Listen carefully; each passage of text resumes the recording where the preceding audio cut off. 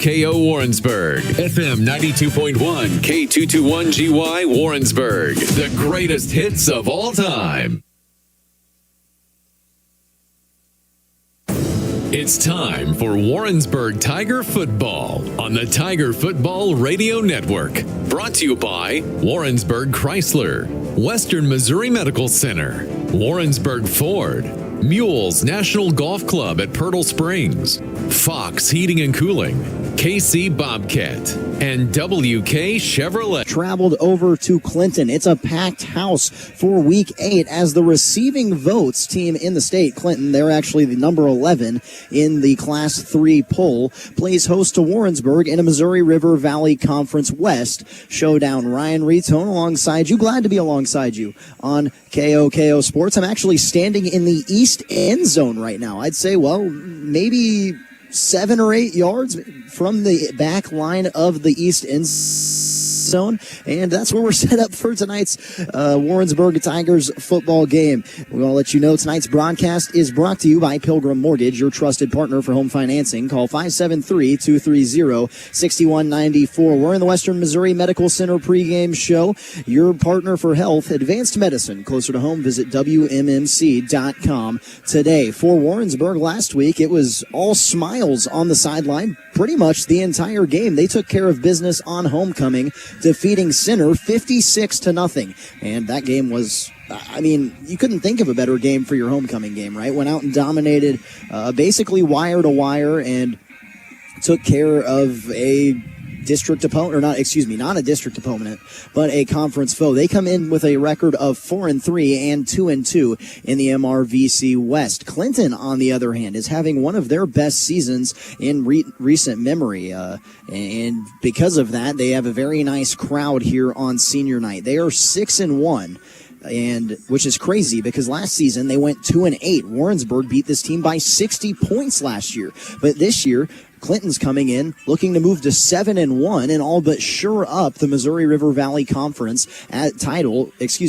I take that back. Odessa is actually in the driver's seat for that and will probably win it. But Clinton should finish in second place as their only loss comes to Odessa. They beat Harrisonville last week 20-13, and they've really been a buzzsaw all year. They kicked off the season defeating Pleasant Hope 69-0. They then fell to Odessa 41-21, but since then it's been 5 straight victories, a 30-point victory at SCA, a 7-point victory against Pleasant Hill, a 6-point victory against Oak Grove. They beat Pleasant Hope 61-0, and they beat Harrisonville last week 20-13. Well, the Clinton is about to take the field. We're about to have the national anthem, so we'll go ahead and step aside, and when we return, we'll have more of the Western Missouri Medical Center pregame show. You're listening to the Warrensburg Tigers Football Radio Network on KOKO Sports. Looking for more than just a healthcare provider? At Western Missouri Medical Center, we're your dedicated partner for health. Our team of expert specialists, advanced treatments, and cutting-edge technology means you get the care you need when you need it most. We're proud to care for the community we call home, and we're here to support your health at every stage of life. Learn more at WMMC.com. Western Missouri Medical Center, your partner for health. Hi, it's me, your little round buddy teed up on the first hole at Mules National Golf Club. Whee! Now, I'm rolling down the beautiful Zoysia fairway. Nice shot. Yahoo! Ugh, whoopsie. You hit me in one of their beautiful white sand bunkers. Book your tee time today at mulesnational.com. You partner. Make Fox Heating and Cooling your first and only call for outstanding cooling products and solutions. Call 660-747-2992 or come by 448 East Gay Street. Comfort Maker. Comfort with confidence. Warrensburg Tigers football on AM 1450 and 92.1 FM KOKO.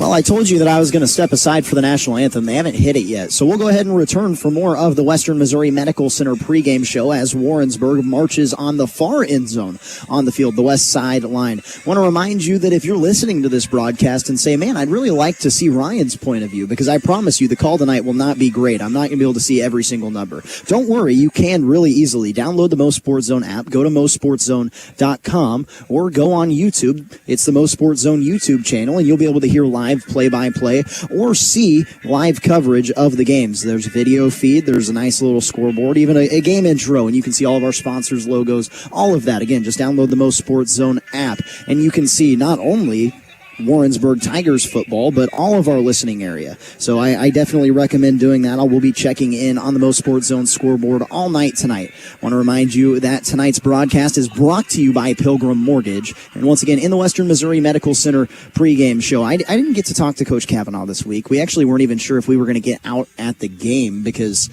Clinton didn't have space for us, which is why we're standing on the field right now as both teams get ready to take said field. It's senior night in Clinton, and again, this is a Clinton team that is much changed from last year. I know the result shows that, well, Warrensburg should roll over them. They beat them 57-6 last year.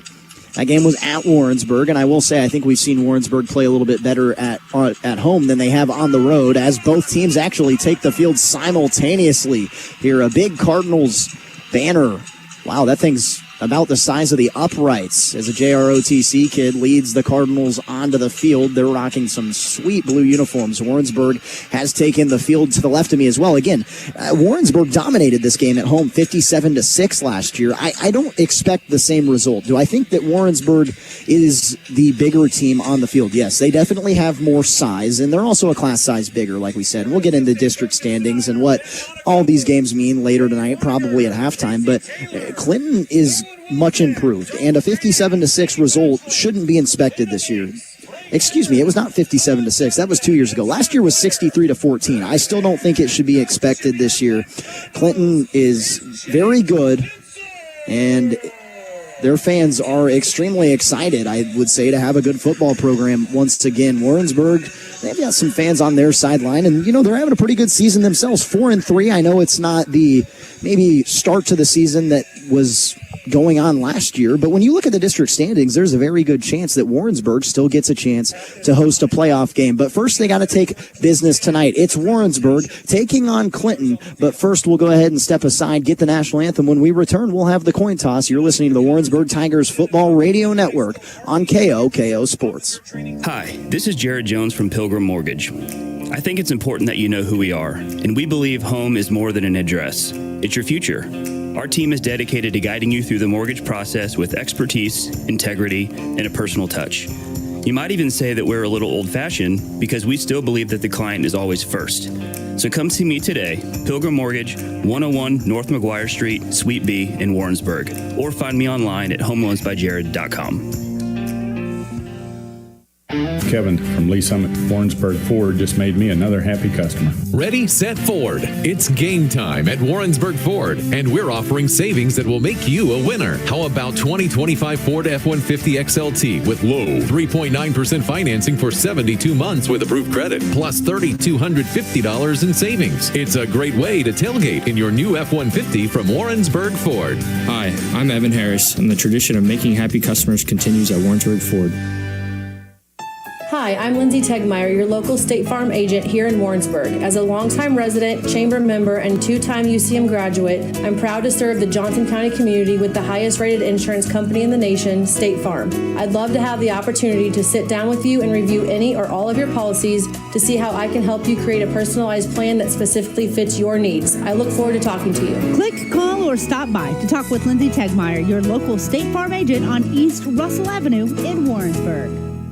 Real estate, land, equipment, tools, guns, coins, you name it, we can handle it. Hello, this is Chad Davis at Davis Bell Auction and Real Estate. James Bell and I take great pride in being able to offer an auction plan that best suits our clients. Our decades of experience, availability, and attention to detail will make your next auction a great success. When you need an auction, think Davis Bell, your full auction service company. Give us a call, 660-747-6988, or find us today at davisbellauctions.com. Looking for more than just a healthcare provider? At Western Missouri Medical Center, we're your dedicated partner for health. Our team of expert specialists, advanced treatments, and cutting-edge technology means you get the care you need when you need it most. We're proud to care for the community we call home, and we're here to support your health at every stage of life. Learn more at WMMC.com. Western Missouri Medical Center, your partner for health. Hi, it's me, your little little round buddy teed up on the first hole at Mules National Golf Club. Whee! Now, I'm rolling down the beautiful Zoysia fairway. Nice shot. Yahoo! Ugh, whoopsie. You hit me in one of their beautiful white sand bunkers. Whoa! I'm high over the water on the Island Green 18th hole.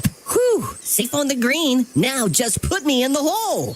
That's a birdie! Book your tee time today at mulesnational.com.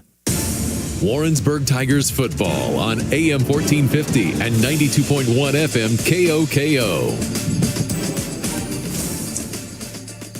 Well, we are back here at Clinton High School, where we are standing in the east end zone to bring you Warrensburg Tigers football tonight. Again, Warrensburg coming in with a record of 4 wins to 3 losses and 2-2 in conference play. Clinton is 6-1, 3-1 in conference play. These two conference foes have met many times, and Warrensburg has dominated the matchup history. As I get that pulled up again, I was checking it earlier, and I don't know the last time Clinton beat Warrensburg. Not putting that evil or that jinx on anyone there, but it's been a lot of wins in a row. Yeah, 7 straight wins for Warrensburg in this matchup. The last time Clinton beat Warrensburg was at Warrensburg, actually, in 2016, a 32-28 victory. So it's been almost 10 years since Warrensburg has been defeated by the Cardinals. And again, they haven't had, some of the best seasons in their football seasons or football program's history, Wow. But this year having one of the best as they're 6-1 and fired up to play. We've got the coin toss here. The coin toss is brought to you by Davis Bell Auction Services. And it's sponsored by Davis Bell Auction Services, agriculture, equipment, real estate, household, antiques, and more. Call 660-747-6988. I'd give you the captains. I can't see, but I do know that they're meeting at midfield here, and I'll zoom in a little bit on them. Both coaches meeting at midfield as well, and I think this is a pretty anticipated matchup for everyone that's in attendance tonight. That's Coach Chris Kavanaugh for Warrensburg, and for Clinton, Jake Vinsel. And I don't know, this shows my knowledge in the matchup, and I wish I could tell you. I don't know how long Coach Vinsel has been here. If he's a new coach, though, I'll tell you it makes sense, because whenever they said his name, the crowd erupted. They were very happy to hear their head coach's name. So I can't promise you that he's a new coach, but if he is, he's turned this football program around. As they're getting set for the coin toss, just want to remind you, you can watch this game live on you can listen to it live on KOKO Sports, but you can watch it live on MoSportsZone.com, and really hope you go ahead and join us over there. It's a much better view. I promise you that much.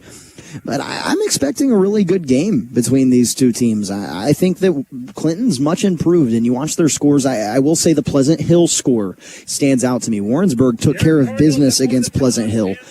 Clinton did not, as Clinton defers the toss. So Warrensburg is going to receive this football, and one of the reasons why I think Warrensburg is going to be in a very good spot in this game, and why I think they have the advantage, is not only that head-to-head result against Pleasant Hill, but Camden Mannering has improved seemingly every single week, if you ask me.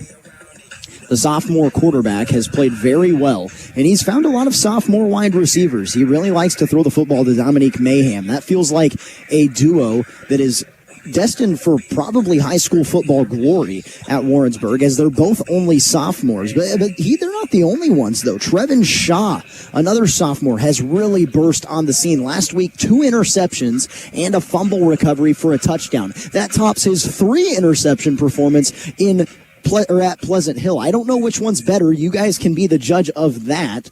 But as we exit the Davis Bell Auction Services coin toss, we are now into the Warrensburg Ford first half. And as the PA announcer just said, who's ready for some high school football? I hope you guys are, because I am. Clinton is rocking the blue on blue today. Blue jerseys, blue pants, red numbers, and white helmets. Warrensburg in their road white uniforms. All whites, the icy whites, with, my goodness, with crimson stripes, lettering, and crimson helmets, as these two teams have to switch sides. Initially, Warrensburg was lined up right in front of me. I saw Dominique Mayhem's number, really nice, right in front of my face. But instead, he's going to flip end zones, go down to the west end zone here, as the officials had the sides the teams wanted to go wrong. Number 22, Landon Robinson, will kick things off here. It's 7 o'clock on the dot. Temperature for kickoff, 77 degrees. And there's 8-mile-an-hour wind going towards Clinton's direction, so this kick should get a little bit of help here. Robinson gets the ready-to-play signal from the referee. The kick is off, and we are underway. It's week 8 of high school football.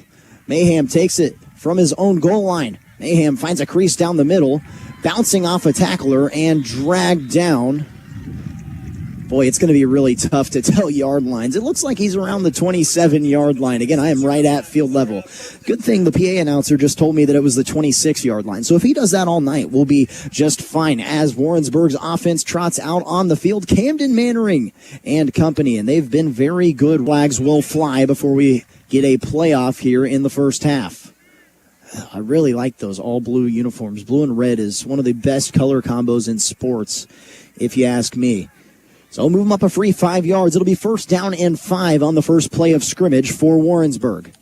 Mannering's in the shotgun. Smith to the left. 2 receivers to the left of him, and McCracken is the solo receiver to the bottom of the screen. They go hard count again. Play clock down to 3 in risk of giving that 5 yards right back, and they do. What in the world? What a wild start to this game, as we've now seen 2 penalties without running a play. So the mistake is Coach Kavanaugh, I think, has some words with the official. He thinks that there should have been a reset in the play clock there, and there will be. I agree. That was a very quick 25 seconds. They were supposed to reset the play clock after the penalty. They never did, and it looks like we aren't going to see a penalty here. Referee waves it off, so it still is 1st down and 5, and I'm sure that won't make the home crowd happy. Again, they've packed the place. Very nice crowd tonight. So 1st down and 5. No, now they're going. Did they back them up now? They do back them up. So they waved the penalty off, and then the official called it again. So it'll be 1st down and 10 from the 26-yard line. That's where this drive was supposed to start anyways. Same formation, 2 receivers to the top. They hand it off to Smith. Smith running right sideline now. Smith has a hole. Smith still trying to hit the sideline. He's going to be pushed out of bounds after a very nice gain. Handoff to number 4, A.J. Smith. A.J. Smith, as I fumbled over my words to try to say what was going on. I'm still trying to get my bearings that I'm calling a game from this angle. But it was a gain of 23 and down to the 49-yard line.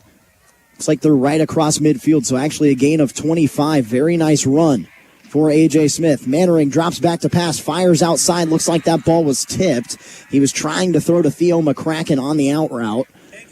Falls incomplete. They say Mason Shoemate was in on the play to bat the pass down. He's a 6'3 junior on the defensive line. I'd say you're in good company if you have 6'3 junior on your line. Wow. Just 17 seconds into this game, we've already seen 2 penalties, a batted pass, and a very nice run from A.J. Smith. 2nd down and 10 from the 49-yard line. Mannering in the shotgun. He'll hand it off to Smith. Smith running up the middle. Smith now wants to cut back to the far sideline. Smith, he's getting wide receiver blocks, breaks a tackle, and looks like he has plenty for 1st down yardage. What a run from A.J. Smith for the Fox Heating and Cooling 1st down. They say 1st and 10 on the 37-yard line, a gain of 12. Very nice run. He was running right up the middle, find a cutback lane, and made the most out of it. 1st down and 10 from the 37. High snap, it's handled. Mannering, he rolls out to pass. Mannering, he wants the end zone and misses long. Actually, that ended up being a pretty good ball. The intended receiver was Tucker Small, and Small kind of got shoved out of bounds as that ball landed right in the pylon, inside the pylon. But it's the turf, and they'll say incomplete pass on 1st down, brings up 2nd down and 10. Kind of in the danger zone here. Hopefully none of the quarterbacks overthrow their receiver too bad. We might get hit. 11 minutes and 27 seconds to play in the 1st quarter. Again, this is the Pilgrim Mortgage broadcast, the Warrensburg Ford 1st half. Mannering, they exit motion with Smith. It's a quarterback keeper right up the middle, and he's snuffed up after no gain on the play. As Mannering tried to keep it on the draw, and immediately, and I don't know that you guys are going to be able to see it on your screen, but Mason Shoemate is lined up at the left edge spot, and he is massive. 6'3" is generous. As whistles blow, the clock is stopped with 11 minutes and 2 seconds to play. We're going to have a timeout for Warrensburg here. I don't know what the issue was. Everything's fine now. So 3rd down and 10 yards to go to pick up the Fox Heating and Cooling first down. This is the first big play of the game for either team. Bring a man in motion. Back to pass. Sensing pressure. Stepping up in the pocket. He has a wide receiver. Overthrows him, and it's intercepted. Was it caught? They say yes. Oh, overthrowing the receiver on the run was the quarterback, Camden Mannering, and it was intercepted by Clinton.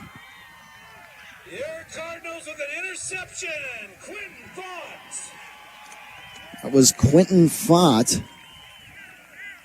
on the interception. He's a 6'1" senior and made a very nice diving catch on that, but it was really just an overthrown ball from Camden Mannering, and he was trying to make something out of nothing. That's disappointing, too, because it might have been within field goal range. Instead, Clinton will take over on the 19-yard line. Their quarterback is Cam Westendorf.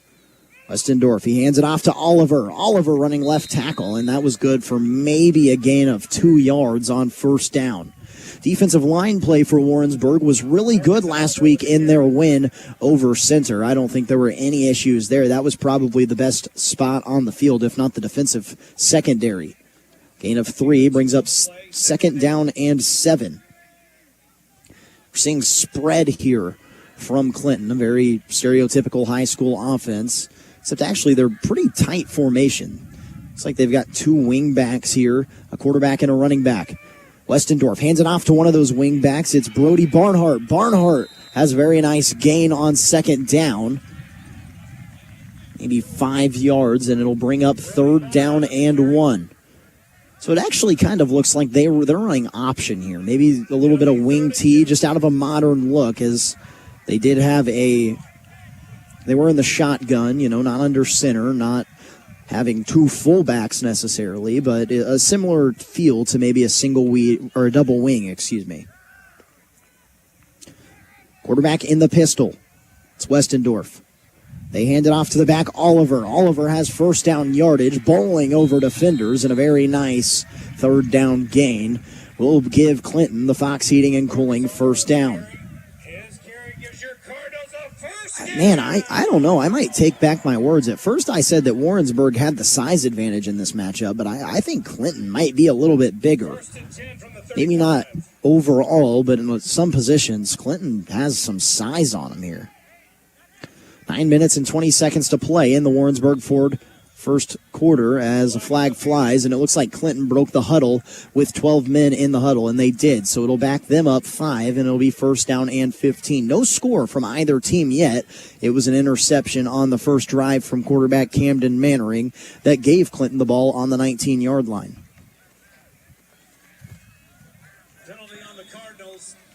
So the clock starts now after the penalty. Just 5 yards, but we'll put Clinton behind the sticks. And it looks like they want to run the football. I don't know yet. Obviously, haven't seen any passes. It's all been runs. First down and 15. Westendorf hands it off to a wingback on the right sideline. He's got a lot of space. Gets a wide receiver block, hitting the sideline, and finally dragged down by Cruz Villegas. Is there a penalty flag down? There is. It's going to be a hold on that wide receiver block that I mentioned.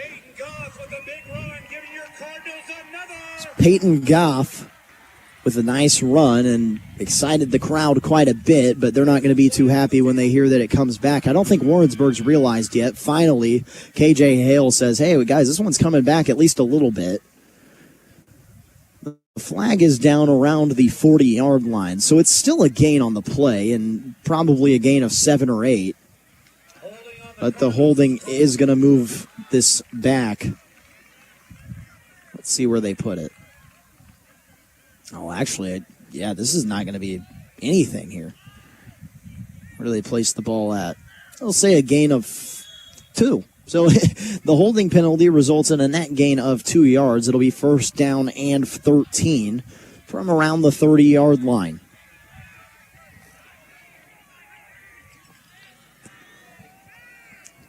Got to be careful on that wingback, though. Peyton Goff hit the sideline, and I'm shocked anyone caught him. I mean, Cruz Villegas is very athletic.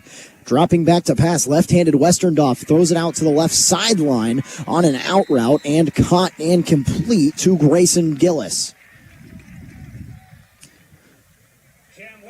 Gillis a gain of 6 or 7 yards on that pass play, and it'll result in a second down and medium, 2nd and 5.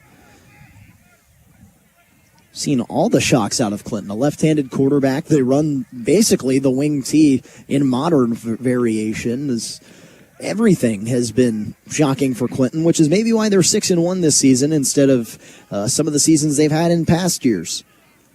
Ball on the left hash mark on the 40-yard line. It's a pitch out wide to Bramel. Warrensburg's defense was trying to stretch it out. He finally found an angle to cut up, and it looks like that's good for another Fox Heating and Cooling first down, and it is.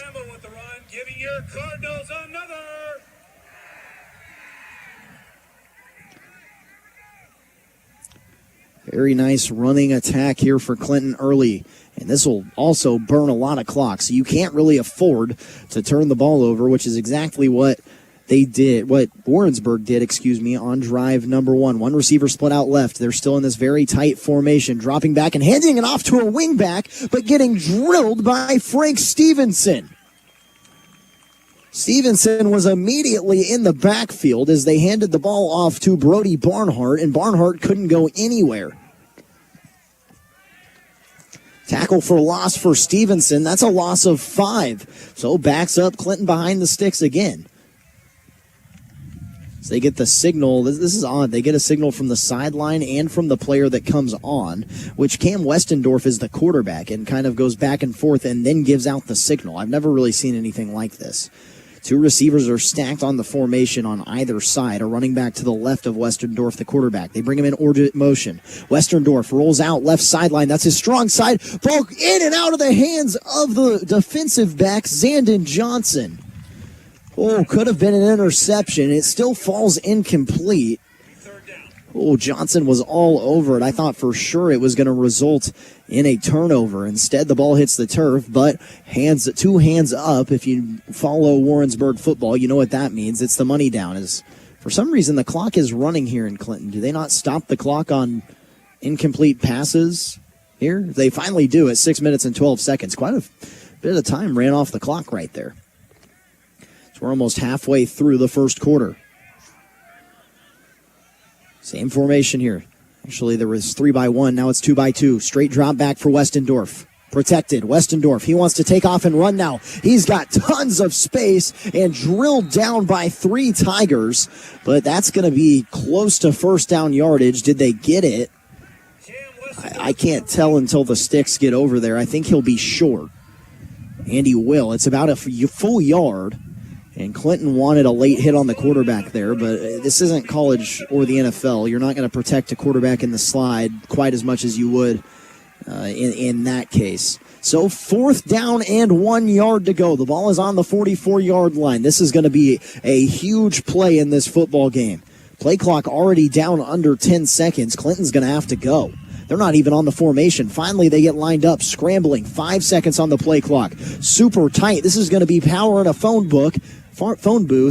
But first, it'll be a timeout for Clinton. This is the first Flat Branch Home Loans timeout of the game. When we return, it's a big play here in Clinton. We're all tied at 0 on KOKO Sports. Financing for 72 months with approved credit, plus $3,250 in savings. It's AM 1450 and 92.1 KOKO with Warrensburg Tigers Football.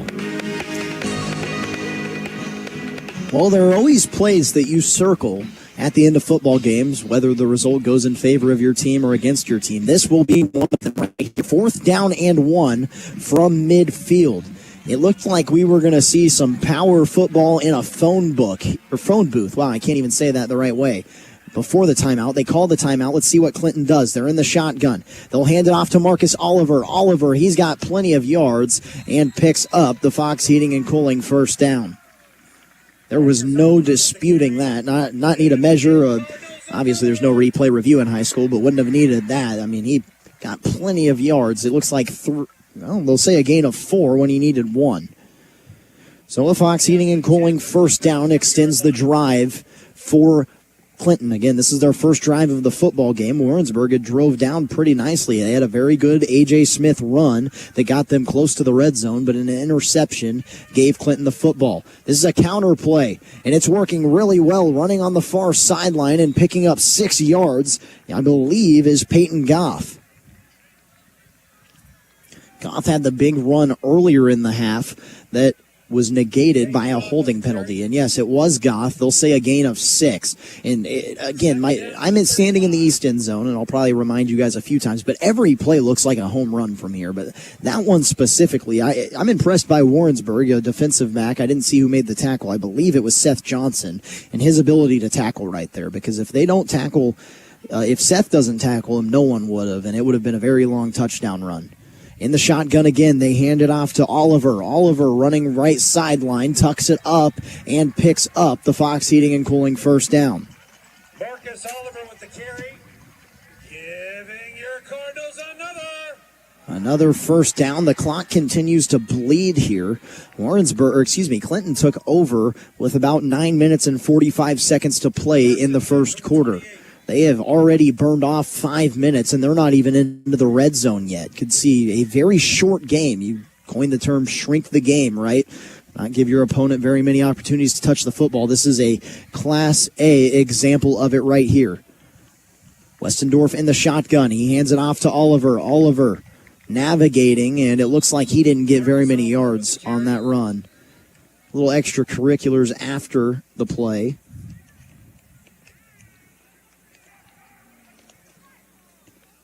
Wait the spot from the official, maybe a yard or two.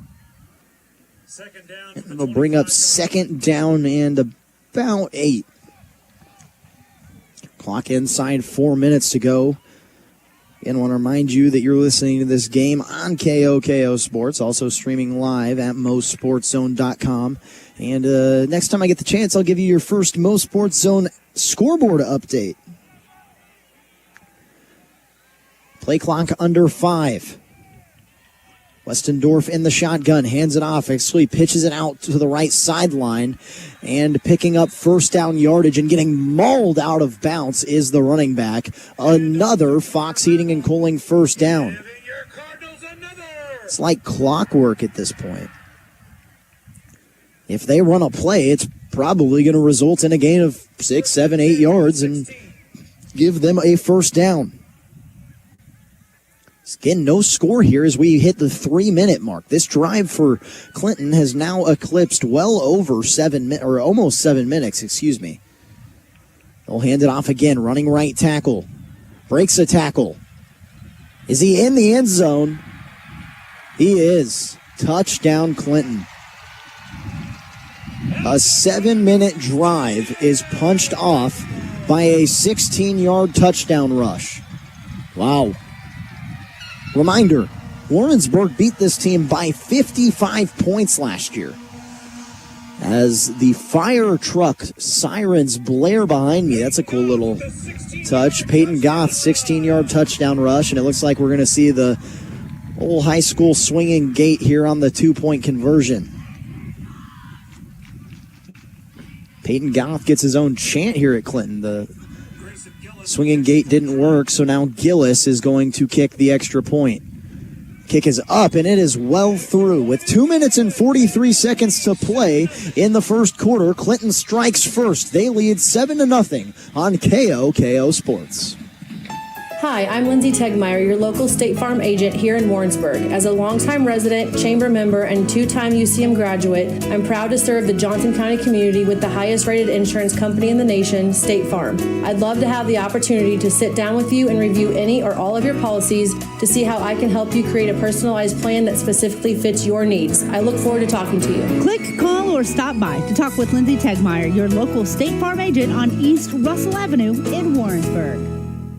Let's be honest, football isn't the only thing with ups and downs lately. Mortgage rates have been moving too. And Travis Fleming at Flat Branch Home Loans is here to help. If you bought a home when rates were around 8% or higher, now might be the perfect time to call a timeout and refinance or even consolidate some debt. And for all the first-time buyers, don't sit on the sidelines. Travis would love to help you get in the game and score a home. Travis Fleming with Flat Branch is your playbook for smarter home loans. Find Travis on the web today at flatbranchhomeloans.com/Warrensburg. Warrensburg Tigers Football on AM 1450 and 92.1 FM KOKO. Kickoff is returned from the 5-yard line for Warrensburg. They want to hit the near sideline, finding running room and finally getting pushed out of bounds. I believe that was Dominique Mayhem on the return, and it was. Very nice kickoff return again. This is going to be similar starting field position to last drive for Warrensburg. Say the 31-yard line is where drive number 2 will start. We take a look at our MoSportsZone scoreboard. Again, you could too look at this. Just download the MoSportsZone app. Carl Junction leads Bolivar 14-0 in the first quarter. Camdenton and Cap City tied at 0. Eldon and California, a nice rivalry, tied at 7 in the first quarter. Southern Boone is currently tied with Osage as there's a run up the middle. They'll say gain of 2 for A.J. Smith. Rolla and Lighthouse Senior are tied at 0, and Waynesville and Kickapoo are tied at 0. They hand it off to Smith again, running right tackle, and judging by the crowd's reaction, I don't think there was much of a gain there again. Yeah, they'll say 3 yards. It's already third down here. Oh my goodness, this is almost a disastrous start for Warrensburg as they trail 7-0 with 2 minutes and 4 seconds to play in the first quarter. Run substitutions on and off the field. Dorian Lee is the tight end. 2 receivers, 2 tight ends, a running back. Fake the handoff. Wanted to fire over the middle of the field to Dorian Lee. It's complete and good for first down yardage. Lee crosses over midfield. A very nice completion. It's a gain of almost 30 yards. Give the Fox Heating and Cooling first down. Warrensburg right back on the ball. Mannering, high snap. Oh, he's got to run back and get it and just dives down. No, he doesn't get on it. Clinton picks up the football, and they've got the ball all the way in Warrensburg territory. Oh, my goodness. Wow. Just a high snap, and Mannering's a pretty tall dude. There's not much you can do there if you're Camden Mannering. The snap was well over his head, and it was returned by a senior, Connor Uribe. Wow.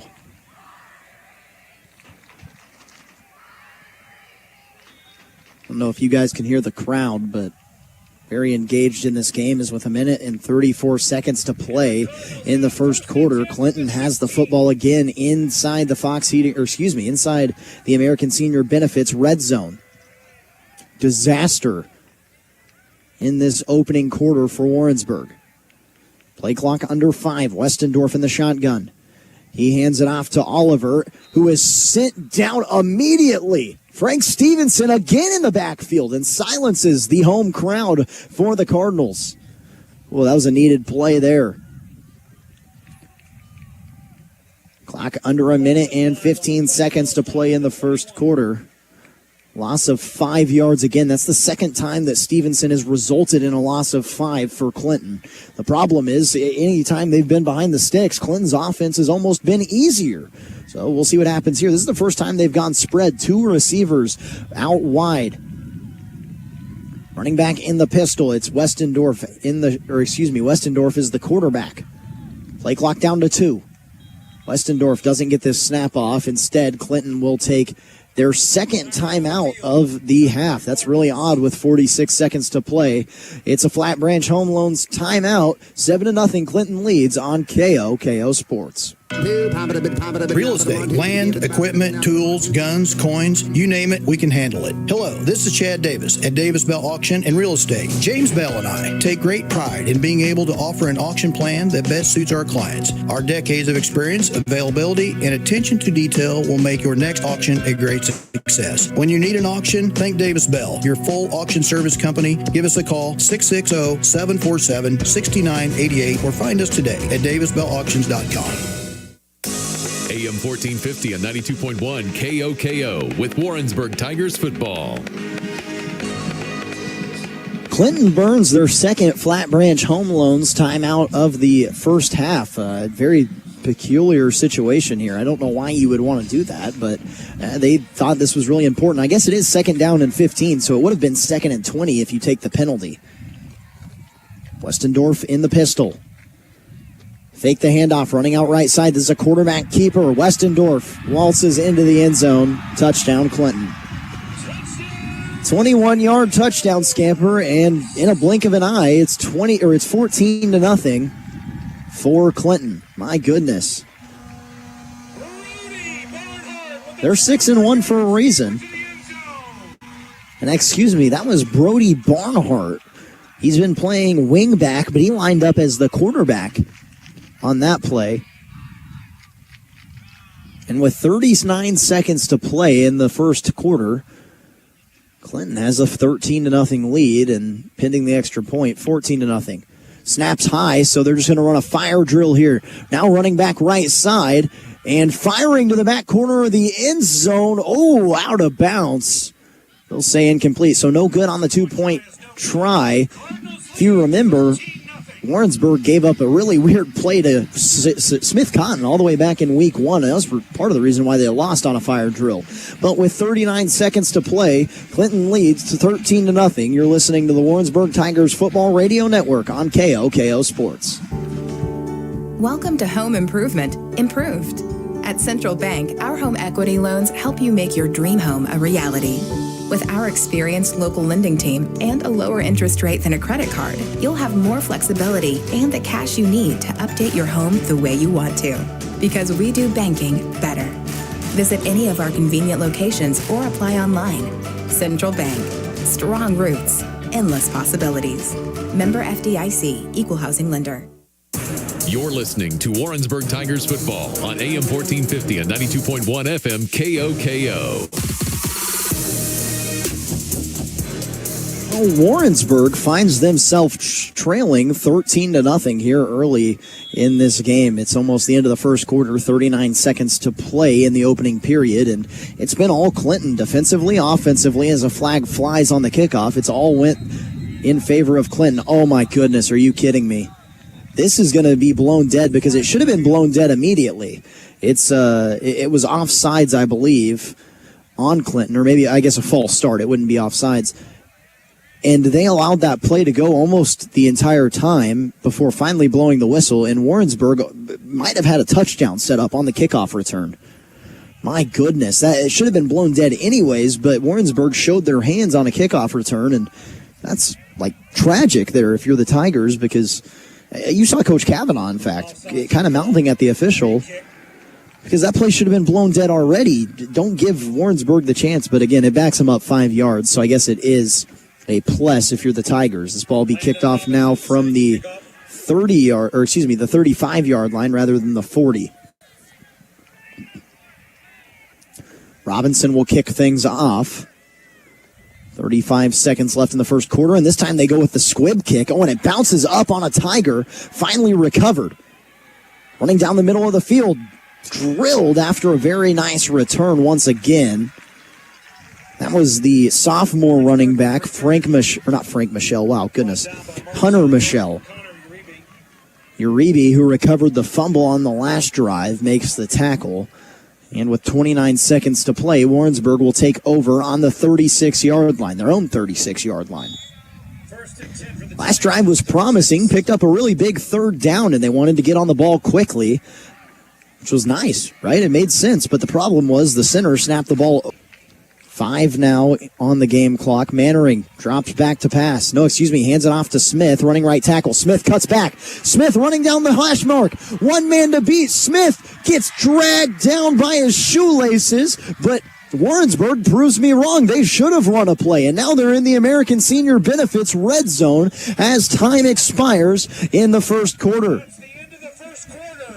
The Tigers have life as they trail 13-0, but into the red zone when we return on KOKO Sports. Hello, Central Missouri. This is Michael Malloy from American Senior Benefits. When the Tigers find themselves in the red zone, they pull out their special playbook to find the end zone. Retirement has a red zone too. The 5 years leading up to and the first 10 years of retirement are critical to having a well thought out plan. Let the experts at American Senior Benefits guide you to your end zone so you don't have to settle for a field goal. American Senior Benefits, across from the courthouse in Warrensburg, proudly flying our nation's colors each and every workday. I am the Bobcat Man, David Bruce. I am the Bobcat Man, David Bruce. Hey, this is David Bruce, the Bobcat Man, Bobcat of Sedalia. We've got Bobcat loaders and excavators in stock and on sale. I'm not able to give you the low price over the air due to minimum advertising price restrictions. I know what you're thinking. The Bobcat Man has gone crazy. Well, call my bluff. 816-491-6224. That's 816-491-6224. David Bruce, the Bobcat Man. AM 1450 and 92.1 KOKO with Warrensburg Tigers Football. Warrensburg finally has something to cheer about here in the second quarter. It's week 8, and Clinton leads Warrensburg 13-0. But they have the football on the 17-yard line in the American Senior Benefits red zone. After a Fox Heating and Cooling first down, Mannering fires on a play-action pass caught over the middle of the field by McCracken. Mannering to McCracken, Mannering to Mayhem have been the two major connections this season, and that's a Fox Heating and Cooling first down. They hand it off to Smith, but flag flies. This play is blown dead, and it looks like it'll be a penalty against the offense. It's now the second time that they've had a nice play and tried to go tempo after the play, and it's resulted in a mistake. The first time was a little more costly. It was a fumble.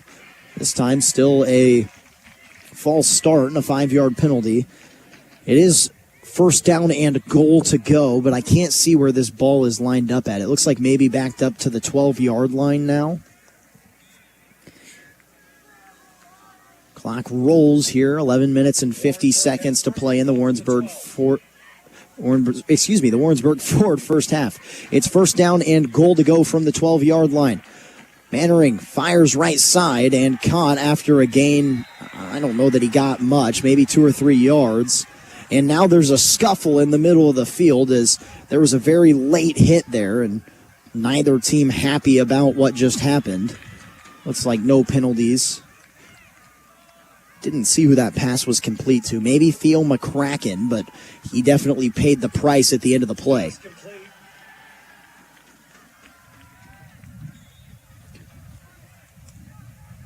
Second down and goal to go. It was a gain of 5. Mannering in the shotgun. Smith to the right of him. 2 tight ends. Bring the man in motion. Hand it off to Smith. Smith at the goal line. Is he in? He is. Touchdown, Tigers. Another scuffle after the play, and there's a flag down on the field. I think it might be after the play, though. We'll wait and see. Warrensburg players start to exit the huddle. This game's starting to get chippy. Regardless, though, I believe it's a touchdown for Warrensburg, at least for the moment. So we await the call from our referee. As it stands now, Warrensburg gets on the board finally with an A.J. Smith touchdown, but there is a flag. It is a touchdown, and the flag's against Warrensburg. And it's a personal foul against the Tigers. So a touchdown still, but it's going to be a much harder extra point. And this extra point's really big because Clinton already missed one whenever they mishandled the snap earlier in the game. As Chris Cavanaugh wants an explanation, this is going to back Warrensburg up so far that I think they might have to go for 2 here. We'll see.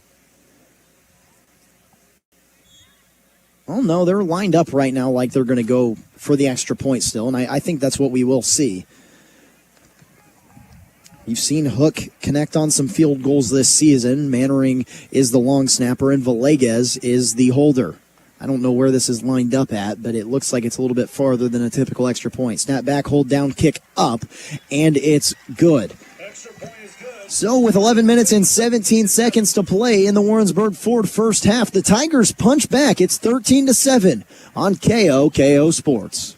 You can depend on your Comfort Maker dealer to keep your home and family comfortable all summer long. Whether it's a spring tune-up or a midsummer emergency repair call, our customers enjoy the peace of mind that comes with having a reliable relationship with a rock-solid service partner. Make Fox Heating and Cooling your first and only call for outstanding cooling products and solutions. Call 660-747-2992 or come by 448 East Gay Street. Comfort Maker. Comfort with confidence.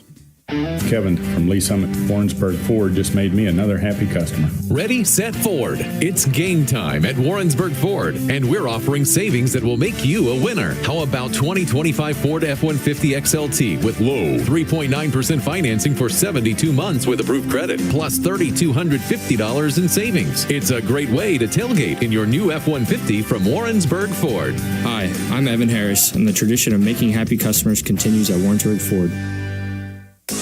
AM 1450 and 92.1 KOKO with Warrensburg Tigers Football.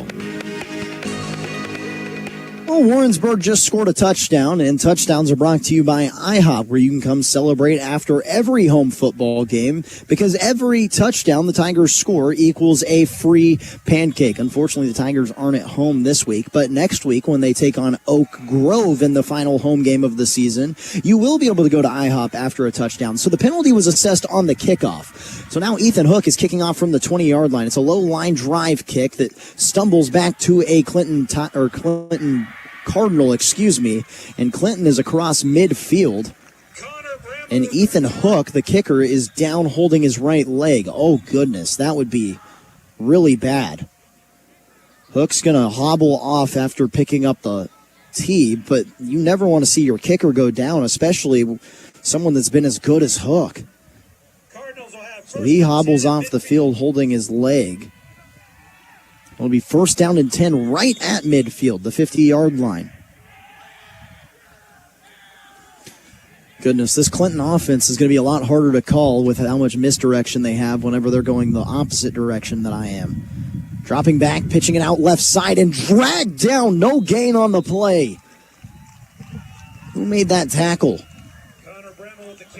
Well, it was Bremmel that ran the football, but it looked like it was Trevin Murphy in the backfield making a play.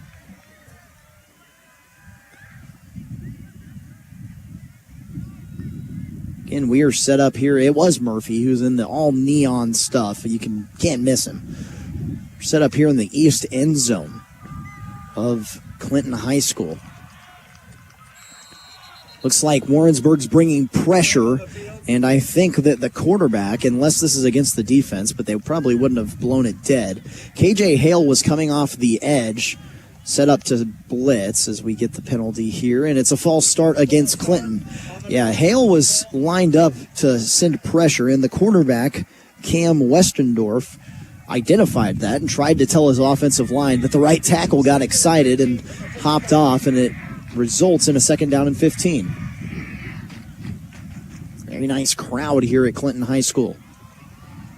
Handoff up the middle, and bouncing late, finding a positive yardage, is the running back for Clinton. I'm not sure how he ended up getting positive yards there, but he did. It wasn't much. Gain of 3 on second down and 15, so actually 1, So it'll be third down and 14.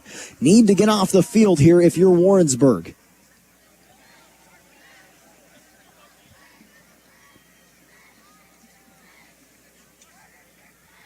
Two receivers to the top, or to the left side, Actually, 3 receivers to the left side, 1 to the right. Straight drop back to pass. This is just a fade ball coming to the near sideline. Caught and dragged down inside the 15 for a first down. Quentin fought. He continues his big game early. Very nice fade ball from Westendorf. Usually, when you run an offense like the Cardinals are running right now, it's because you can't throw the football. So far, Westendorf is throwing the football very well, and now inside the American Senior Benefits red zone is Clinton. This will be the first time that a touchdown's been scored in this east end zone if Clinton can convert. Westendorf, misdirection. Frank Stevenson brings the running back down in the backfield. Another loss of 5 at the hands of the defensive end that's set to play at Northwest Missouri State. Stevenson, he can just change a game. Loss of 5 on the play. If you're Warrensburg, you really hope to take advantage of this here. 2nd down and 15 from the 19.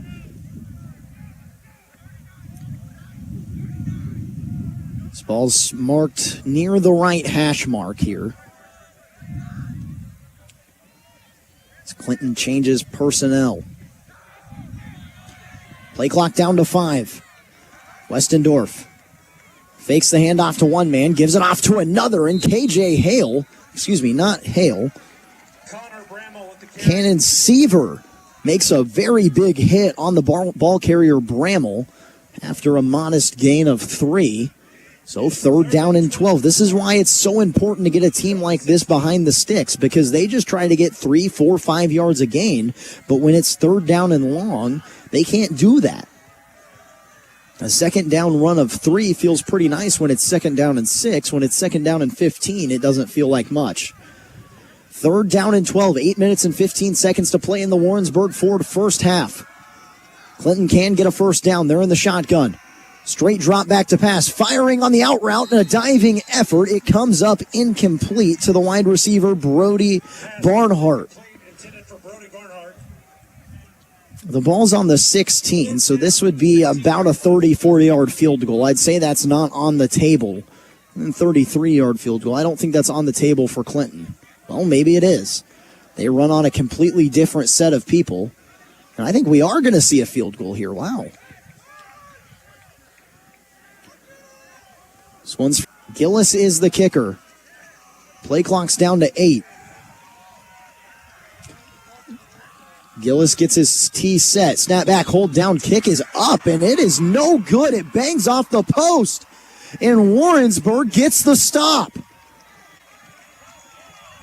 What a drive from the defense, and it was headlined by guess who? Yeah, Frank Stevenson. Knocked them behind the sticks, forced them to kick the 34-yard field goal, and honestly, from my vantage point, which I'm kind of right here, it looked like that one was destined to go right through the uprights, but the kicker kind of got side spin on it, and it bangs off the post for no good. Now, after a disastrous start to this game, Warrensburg can go down, score, and take the lead. They start on the 16-yard line. Mannering in the shotgun. Smith to the right. 2 tight ends on the formation. 1 tight end, 2 receivers to the bottom. They'll motion that tight end across. It's Camden Yancey. Rolling out left side. Mannering. He's being chased down. Just flicks it to Smith. Smith makes a man miss. Makes another miss. Juking across defenders. Dragged down by a whole host of Cardinals. What a play from Camden Mannering to extend that one. Again, he's not necessarily your dual threat quarterback. He can run when he needs to, but he jukes inside of a defender, shovels it out. Kind of an Aaron Rodgers-esque play. A gain of 8, and it's 2nd down and 2.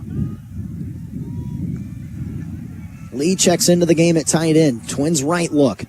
They'll hand it off to Smith. On the duo, Smith right up the middle and maybe getting 1st down yardage. They say yes. Fox Heating and Cooling 1st down, just 2 plays into this drive. Clock down to 7 minutes and 25 seconds and counting. 13-7 is the Clinton lead, but Warrensburg has their first chance to say something about it.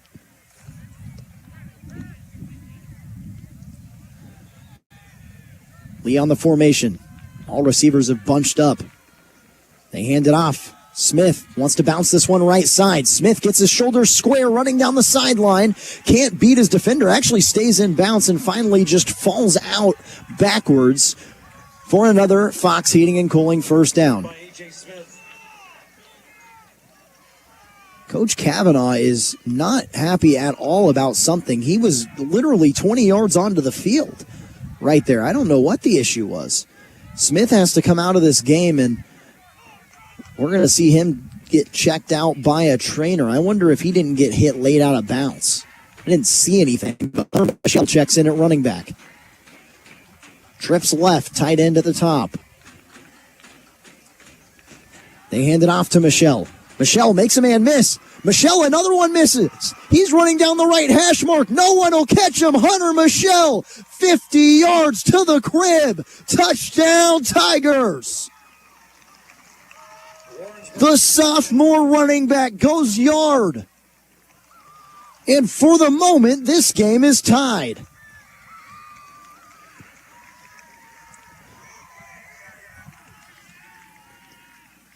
Wow, what a momentum shift. And what a run from a sophomore. Good news, Warrensburg Tigers fan. A.J. Smith is just fine. He just side bumped his running back duo, Hunter Michelle. Snap back, hold down, kick up, and Hook, who we saw come off injured earlier in the game, he kicks it through. Limping off the field now, though. That's not a good sign again, but a good sign is Warrensburg has the lead. It's 14-13 with 6:47 to play in the first half on KOKO Sports. Hi, I'm Lindsay Tegmeyer, your local State Farm agent here in Warrensburg. As a longtime resident, chamber member, and two-time UCM graduate, I'm proud to serve the Johnson County community with the highest-rated insurance company in the nation, State Farm. I'd love to have the opportunity to sit down with you and review any or all of your policies to see how I can help you create a personalized plan that specifically fits your needs. I look forward to talking to you. Click, call, or stop by to talk with Lindsay Tegmeyer, your local State Farm agent on East Russell Avenue in Warrensburg. Let's be honest, football isn't the only thing with ups and downs lately. Mortgage rates have been moving too, and Travis Fleming at Flat Branch Home Loans is here to help. If you bought a home when rates were around 8% or higher, now might be the perfect time to call a timeout and refinance or even consolidate some debt. And for all the first-time buyers, don't sit on the sidelines. Travis would love to help you get in the game and score a home. Travis Fleming with Flat Branch is your playbook for smarter home loans. Find Travis on the web today at flatbranchhomeloans.com/Warrensburg. Warrensburg Tigers Football on AM 1450 and 92.1 FM KOKO.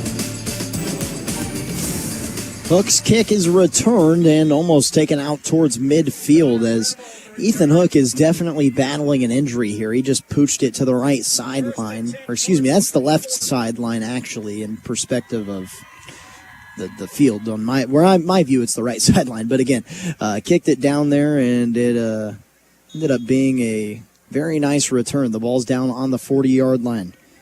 Another look at the MoSportsZone scoreboard. Actually, nothing's changed, so we'll give that to you a little bit later. 6 minutes and 39 seconds to play. Warrensburg has their first lead of the night. Run play. And it goes for positive yardage. That actually looks like it might be close to first down yardage. They'll say Bramwell gets right down to the line of scrimmage on the reverse. Second down and one. Not the line of scrimmage, excuse me, the line to gain. Second down and one. In touchdowns brought to you by IHOP. We saw Warrensburg score one on their last drive. Go ahead and get a free pancake at IHOP for every home touchdown the Warrensburg Tigers score. If this is a home game, you'd have two pancakes already at IHOP. Another run play. This time it's a quarterback keeper, and he's stuffed up. It will be a first down, but a nice hit there from Stevenson. They had to pay the price. It's Westendorf, the quarterback, who gets the Fox Heating and Cooling first down.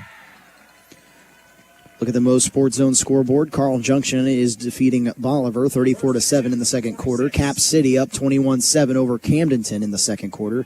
California is winning 14-7 over Eldon in the second quarter. Osage up 21-0 over Southern Boone. Rolla has actually won their game against Lighthouse Christian on a forfeit. They didn't play tonight. And Waynesville and Kickapoo tied at 0.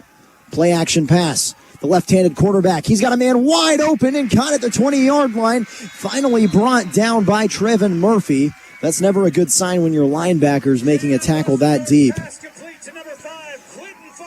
Guess who? Quentin Font again. That's been Westendorf's favorite target, and it works again for a Fox Heating and Cooling first down. Field shrinks now, though. Last time that Clinton was in the American Senior Benefits red zone, it was Frank Stevenson who made a big play, pushed him behind the line of line of scrimmage, and forced a field goal attempt. Westendorf's long pass now sets him up on the 11-yard line. They'll hand it off, making men miss, churning his legs down to the 6-yard line is the running back for Clinton. I didn't see who that was.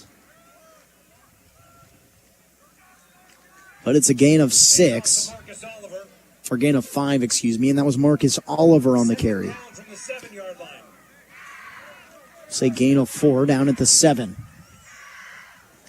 Clinton can still pick up a first down, but just barely. They're lined up in a phone booth here. What a weird formation, spinning out and waltzing into the end zone for a touchdown is Brody Barnhart, and Clinton takes the lead right back. I don't even know how to describe the formation I just witnessed from Clinton. They had the guy that received the snap was actually not lined up at quarterback. They had 3 men lined up in the triangle right there, all ready to take the snap.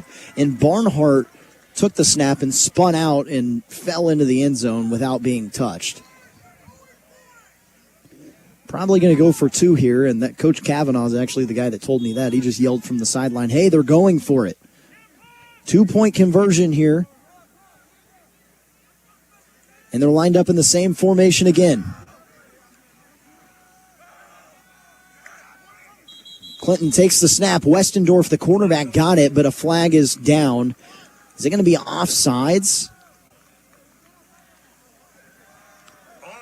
It is offsides. That's a shame because it was going to be a pass play that was pretty easy for Warrensburg to snuff out. Instead, I think we'll see some heavy bodies come onto the field for Clinton, and they'll probably just run this ball right up the middle. All they need is 1.5 yards. As it's half the distance to the goal line, and an extra 2-point conversion attempt starts on the 3.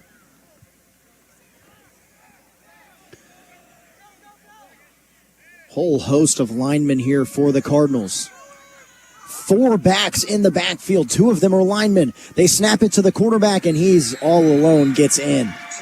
The quarterback was Marcus Oliver, and erase the missed extra point. It's 21-14 Clinton. 4 minutes and 16 seconds to play in the Warrensburg Ford first half. Does Warrensburg have an answer? We'll find out on the flip side of this break on KOKO Sports. Real estate, land, equipment, tools, guns, coins, you name it, we can handle it. Hello, this is Chad Davis at Davis Bell Auction and Real Estate. James Bell and I take great pride in being able to offer an auction plan that best suits our clients. Our decades of experience, availability, and attention to detail will make your next auction a great success. When you need an auction, think Davis Bell, your full auction service company. Give us a call, 660-747-6988, or find us today at davisbellauctions.com. Welcome to Home Improvement, Improved.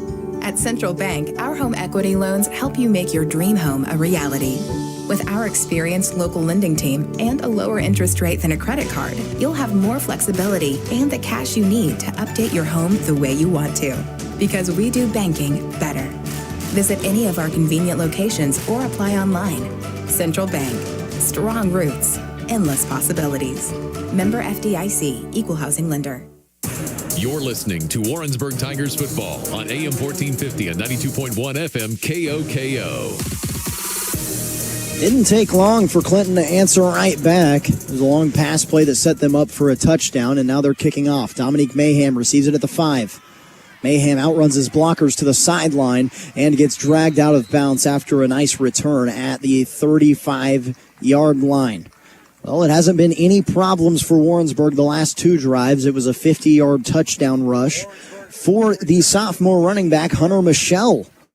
Last time. We haven't seen him break off a whole lot of home runs, but he did last drive. I'll actually say that Mayhem went out at the 38-yard line. Nice starting field position for Warrensburg, who trails by 7 with 4 minutes and 10 seconds to play in the Warrensburg Ford first half. Tonight's title sponsor on the broadcast is Pilgrim Mortgage. We thank all of our sponsors that make the Warrensburg Tigers Football Radio Network possible. Small and Mayhem to the right side of the formation. Tied in at the bottom is Lee. And Smith is in the backfield. Hard count, and it looks like Clinton jumped. And they did.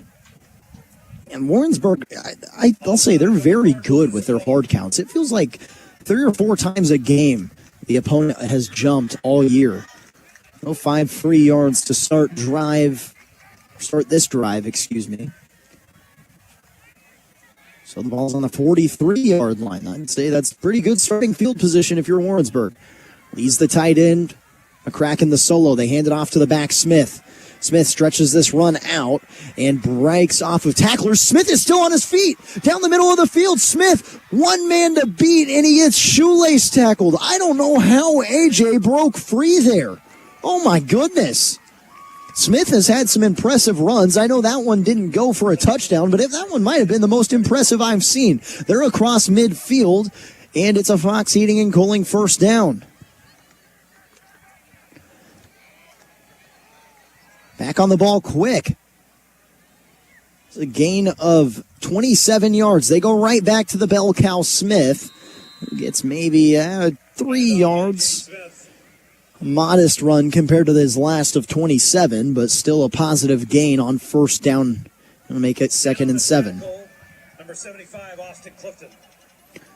So Clifton made the tackle, and he's a part of that very big defensive line. 6'1", 265 for the senior. Bring tight end in motion. Everyone's to the right side of this formation. A tight end, 3 wide receivers, and Smith. They hand it off to Smith, running back to the weak side. And we've seen Warrensburg run that play a lot this season, and typically it's a nice gain, but that time didn't go for much. Uribe and English in on the tackle. Uribe is a name we've said a lot. 3rd down and 7. It feels like Warrensburg hasn't been faced with a 3rd down in a very long time. Ball's on the 28-yard line. McCracken's the solo receiver. They have him in press coverage. Trouble with the snap. Mannering has to go up the middle of the field, and he's dragged down. I don't know if he got a yard on that. Quarterback brought down by number 73. Looks like he might have lost a yard. This is probably 4 down territory. The ball's on the 28-yard line. There's no way Hook can make this. I mean, that's a 45-yard field goal from the left hash. That would be a tough task for a college or pro kicker, really. Clock approaching 2 minutes here. Warrensburg has all 3 timeouts if they want to talk things over. Play clock down to 10. They don't. They'll pass it. McCracken rolls out right side. It's a screen play on the throwback. Smith down the far sideline. Does he have first down yardage? It's going to be close. And he does. What a gutsy play. Mannering, in the face of pressure, fires the throwback screen to A.J. Smith, and they get the first down on 4th down and 14. The Fox Heating and Cooling first down. Clock under 2 minutes to play as Michelle checks into the game. All right on the 20-yard line. So Warrensburg's entered the American Senior Benefits red zone. They'll hand it off to Michelle, who is brought down by a backside defender. I think he got positive yardage there, but Mason Shoemate was on the tackle. That's the big defensive end I highlighted earlier. Second down for Warrensburg at the 18. 6'3", 195. Pretty good athlete. Gain of 2. As Warrensburg switches personnel. Michelle's still in the backfield. But it's 3 wide receivers now. 3 wide receivers at the top, 1 to the bottom. 5-man protection for Warrensburg. Dropping back to pass, drifting to the right side. He's sensing heat. Mannering still on his feet. Mannering running down the right side. He fires to the back corner of the end zone. It's caught! Is he in? Still no signal. He's in. Touchdown, Tigers. What a play by Camden Mannering. I didn't see who had the reception in the back corner of the end zone, as it was as far away from me as it could have been. I think it might have been Tucker Small. What a play. Mannering breaks multiple tackles, spins out of a sack, and fires a dime to the back corner of the end zone. Extra point attempt, line drive booted through, and this game is tied at 21 with 1 minute and 2 seconds to play. We'll step aside on KOKO Sports. Hello, Central Missouri. This is Michael Malloy from American Senior Benefits. When the Tigers find themselves in the red zone, they pull out their special playbook to find the end zone. Retirement has a red zone too. The 5 years leading up to and the first 10 years of retirement are critical to having a well-thought-out plan. Let the experts at American Senior Benefits guide you to your end zone so you don't have to settle for a field goal. American Senior Benefits, across from the courthouse in Warrensburg, proudly flying our nation's colors each and every workday. I am the Bobcat Man, David Bruce. I am the Bobcat Man, David Bruce. Hey, this is David Bruce, the Bobcat Man, Bobcat of Sedalia. We've got Bobcat loaders and excavators in stock and on sale. I'm not able to give you the low price over the air due to minimum advertising price restrictions. I know what you're thinking. The Bobcat Man has gone crazy. Well, call my bluff. 816-491-6224. That's 816-491-6224. David Bruce, the Bobcat Man. You're listening to Warrensburg High School Tigers football on 1450 AM KOKO Warrensburg and FM 92.1 K221GY Warrensburg. AM 1450 and 92.1 KOKO with Warrensburg Tigers football. Well, Warrensburg just had a very nice break as the kickoff was booted down the far sideline, and the Clinton player dropped it, and then it went out of bounds. It probably was heading out of bounds anyways, which would have been a penalty, but instead it just winds up being, out of bounds. It looks like at the 11-yard line, so I don't know that Clinton will even try to do anything. Again, Ryan Reetone, happy to be alongside you on KOKO Sports. Looks like the snap is given, and it's a running play, and oh my goodness, Clinton breaks free here. I don't know that Clinton was really trying to do anything, but the run went for so many yards, they might get on the ball here and try to score. That's a Fox Heating and Cooling first down, and it looks like a gain of, 30 yards? Clock under 50 seconds and counting. It was actually a gain of 24.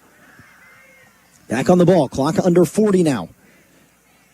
They hand it off again, and running right tackle. This run's getting stretched out, not really going, but now bouncing off a tackler and dragged down.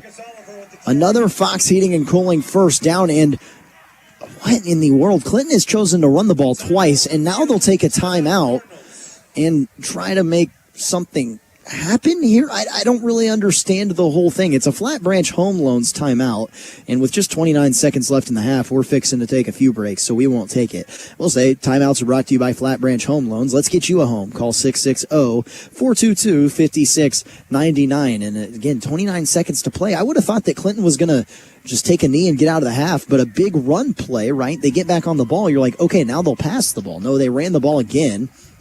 They have it on their own 41-yard line, but they're out of timeouts because earlier in this game they chose to take two in odd spots. Granted, both times they took a timeout, they scored on the next play. So keep that in mind ahead of this 2nd down and 4 run.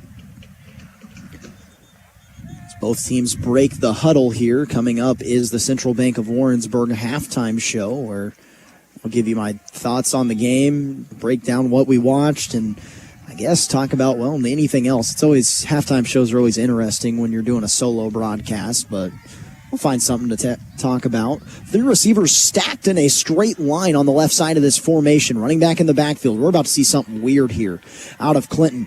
Straight drop back to pass, climbing the pocket. He's just going to tuck it and run and hit the sideline. That's a nice gain and very good awareness to get out of bounds from Westendorf. With 23 seconds to play in the Warrensburg Ford first half, Westendorf gets out of bounds. The ball's on the 48-yard line. They get across midfield. I mean, again, you have to hit the sidelines and get out of bounds here because there's no timeouts, and I don't think a field goal that's much farther than maybe 30 yards is on the table. 21-21 is your score. Westendorf, straight drop back to pass, the lefty.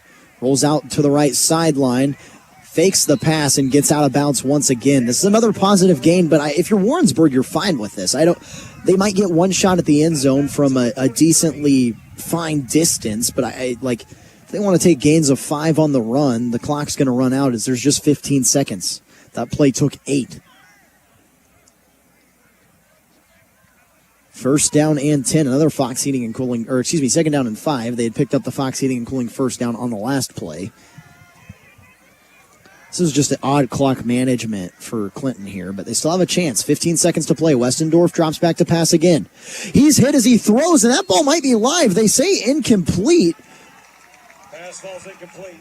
In there on the play was Cannon Seaver, the junior defensive lineman, who hit Westendorf as he threw. Warrensburg had that covered regardless, so I don't know. Westendorf might have stepped up and just ran the ball again. 5 seconds went off the clock, 10 to play in the Warrensburg Ford first half. 3rd down and 5, and it was a near turnover on the last play. We're tied at 21. Clinton trying to sneak something in before halftime. Westendorf drops back to pass again. Fires to the right side, and it'll hit the turf incomplete. 6 seconds to play. I'd imagine this will be the last play of the half, whether it's because they turn it over on downs or they run out of time. I mean, 6 seconds to go, 4th down and 5. You're probably looking at an end zone shot here if you're Clinton.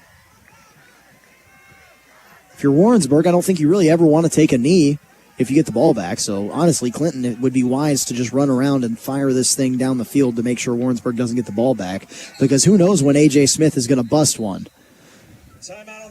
Warrensburg takes a timeout. At first they signaled it for Clinton, and I was like, oh, that doesn't make a whole lot of sense. Clinton doesn't have any timeouts left in this half, but it was Warrensburg that took the timeout. And I think it's wise to take a timeout here and just reset, regroup, and talk things over before the final play of the second quarter. Again, on the horizon is the Central Bank of Warrensburg halftime show here on the Pilgrim Mortgage broadcast as we wind down the Warrensburg Ford first half. Ball's on the 43-yard line, and Clinton has been very good in the passing game for a team that doesn't really want to pass the ball. It's kind of odd to me almost how good they've passed the football, and you'd think they'd be running spread, but honestly, for the majority of the game, they've ran the football well too. Their drives have been clean, and they haven't had a whole lot of trouble other than the 1 4th down stand in the red zone. Ball on the 43-yard line here for Clinton. Cardinals trying to punch in a score before halftime. They're 6-1 on the season, and for most of the first quarter played like a 6-1 team. The second quarter, though, Warrensburg showed that they're just about as good. Tight formation here. One receiver finally runs off the field. This should be a penalty, I believe. And it will be as the ref counts things over, counts up how many men were in the formation for Clinton. They had 12 men and ran one off. I've seen this so many times in high school football this year, where teams have not had the right personnel out of a timeout, and it just doesn't make any sense to me. Like, you're literally in a huddle talking about it, right? But I played high school football, and I'd be lying if I said that kind of stuff didn't happen to us sometimes too, so I'm probably just being a little overcritical. Same formation here, though. Everyone's really tight to the quarterback. They're going to run this football? They do. Pick up good yardage, but I don't think he got the first down. He didn't, and they turned the ball over there were 3 seconds on the clock. Now there's 1. The home clock operator got to get his fingerprints in the game. But with 1 second to go, Warrensburg gets off the field. A pretty anticlimactic ending to that drive. Warrensburg gets off the field. Turnover on downs, and I think we'll just see one play here. We'll see what they do with it. I would hand it off to A.J. Smith. Who knows if he busts a big run. The ball's on the 40-ish yard line here.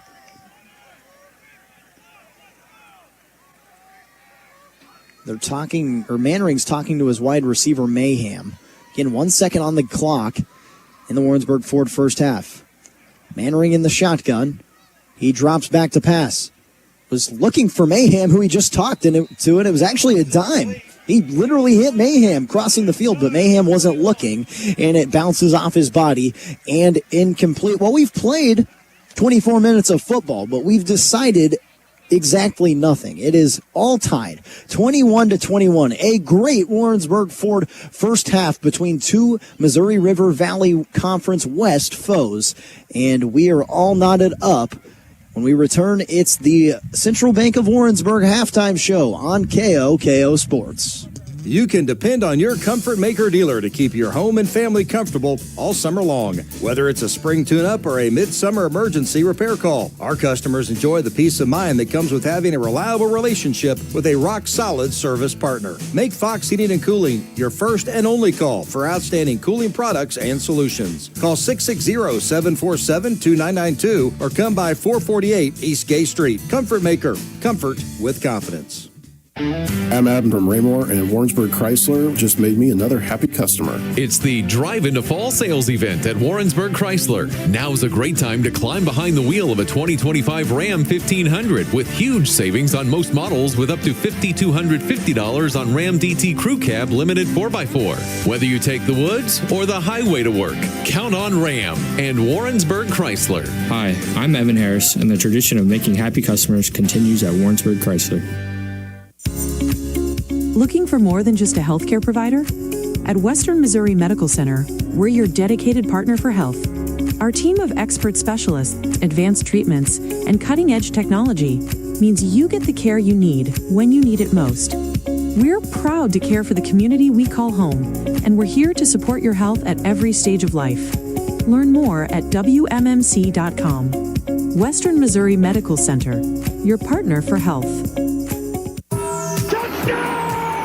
It's time to stack the score. Hi, this is Annie from your Warrensburg IHOP. Warrensburg High School football is back in action, and so are we. After every home football game, everyone gets a free pancake for every touchdown our home team scores. So make plans to come on in and celebrate your Warrensburg Tigers at your Warrensburg IHOP. Every Friday after home games. IHOP Warrensburg. We stack the score. Hi, it's me, your little round buddy teed up on the first hole at Mules National Golf Club. Whee! Now, I'm rolling down the beautiful Zoysia fairway. Nice shot. Yahoo! Ugh, whoopsie. You hit me in one of their beautiful white sand bunkers. Whoa! I'm high over the water on the Island Green 18th hole. Whew! Safe on the green. Now just put me in the hole. That's a birdie! Book your tee time today at mulesnational.com. Welcome to Home Improvement, Improved. At Central Bank, our home equity loans help you make your dream home a reality. With our experienced local lending team and a lower interest rate than a credit card, you'll have more flexibility and the cash you need to update your home the way you want to. Because we do banking better. Visit any of our convenient locations or apply online. Central Bank. Strong roots. Endless possibilities. Member FDIC. Equal housing lender. Warrensburg Tigers Football on AM 1450 and 92.1 FM KOKO. Well, week 8 of the high school football season has brought on a very good matchup between two solid teams, Warrensburg and Clinton. And we are all knotted at 21 as we enter halftime. Our halftime show is brought to you by Central Bank of Warrensburg, your hometown operated bank with 4 locations to better serve you. Warrensburg, Holden, Odessa, and Higginsville. We live where you live. Member FDIC, equal housing lender. And again, it's a really good game as I'm alongside you here in the East End Zone at Clinton High School. Ryan Retone alongside you. Special thanks to Kyle back at the studio. He's our engineer tonight. And this has been a good game for Warrensburg because they've been able to claw back into it, I think. I mean, I know that 21-21, you would say, well, Ryan, they're even. They've played really well, but the first quarter was not good. And I think that a lot of Warrensburg fans, the players and the coaching staff would probably all agree on that. There was a time period in this game where I thought, wow, Clinton might run away with it, but they didn't. Warrensburg, you got to credit them, credit their staff, credit their players. They were able to, just ride the wave and withstand the early punches, and it's kind of been like a boxing match, and both teams have, suffered blows back and forth. And really, the biggest blow I can think of in this game, there's 2 of them. The fumble from Warrensburg is definitely up there. I mean, the interception from Mannering, he overthrew a man on 3rd down and 20 and was just trying to make a last-second play. I don't know that one was going to change much.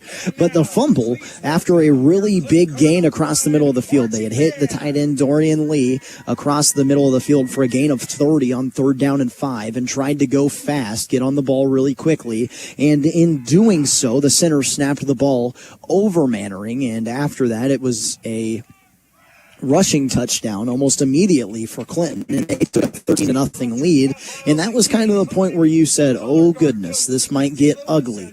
But Warrensburg punched back. They scored on their next drive and then got a stop on the following drive. Frank Stevenson, 2 really big plays in the backfield inside the red zone to push Clinton out of field goal range, and their kicker had to kick one that probably wasn't within his range, and he doinked it off of this upright.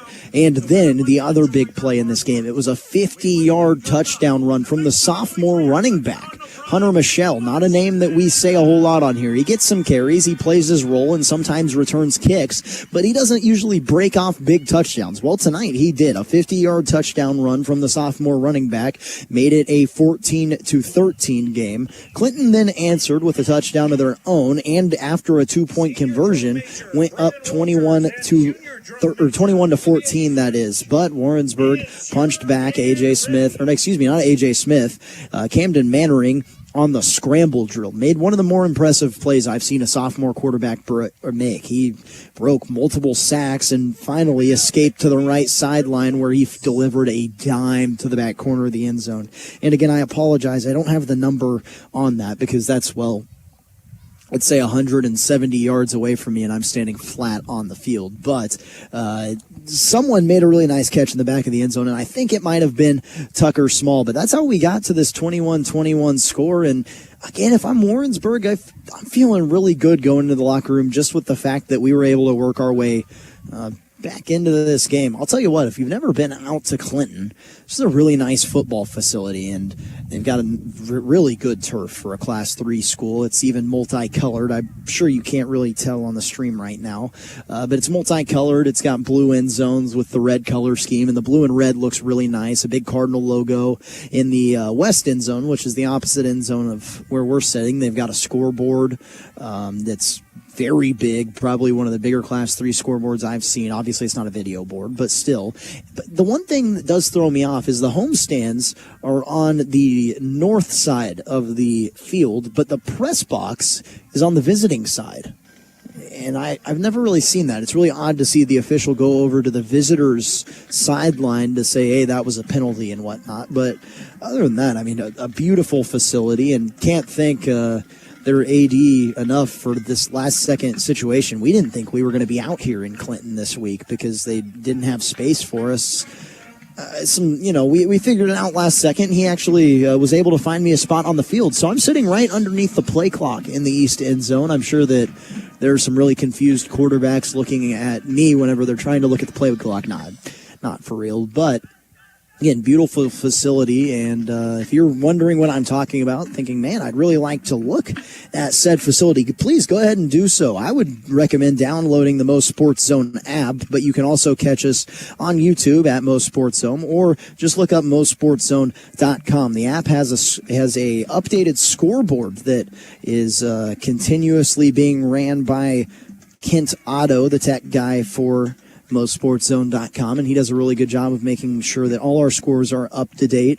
And while I shamelessly plug that and say download the app so that you can watch this live and still get commentary, but you can see all of the games in our area, I'll go ahead and give you an update on our MoSportsZone scoreboard again, October 17th. It's week 8 at halftime. A lot of these games are at halftime. Carl Junction leads 34-7 over Bolivar. Cap City has opened up a 35-7 lead at halftime over Camdenton. At the break, California, in a really old Tri-County rivalry, is beating Eldon 21-7.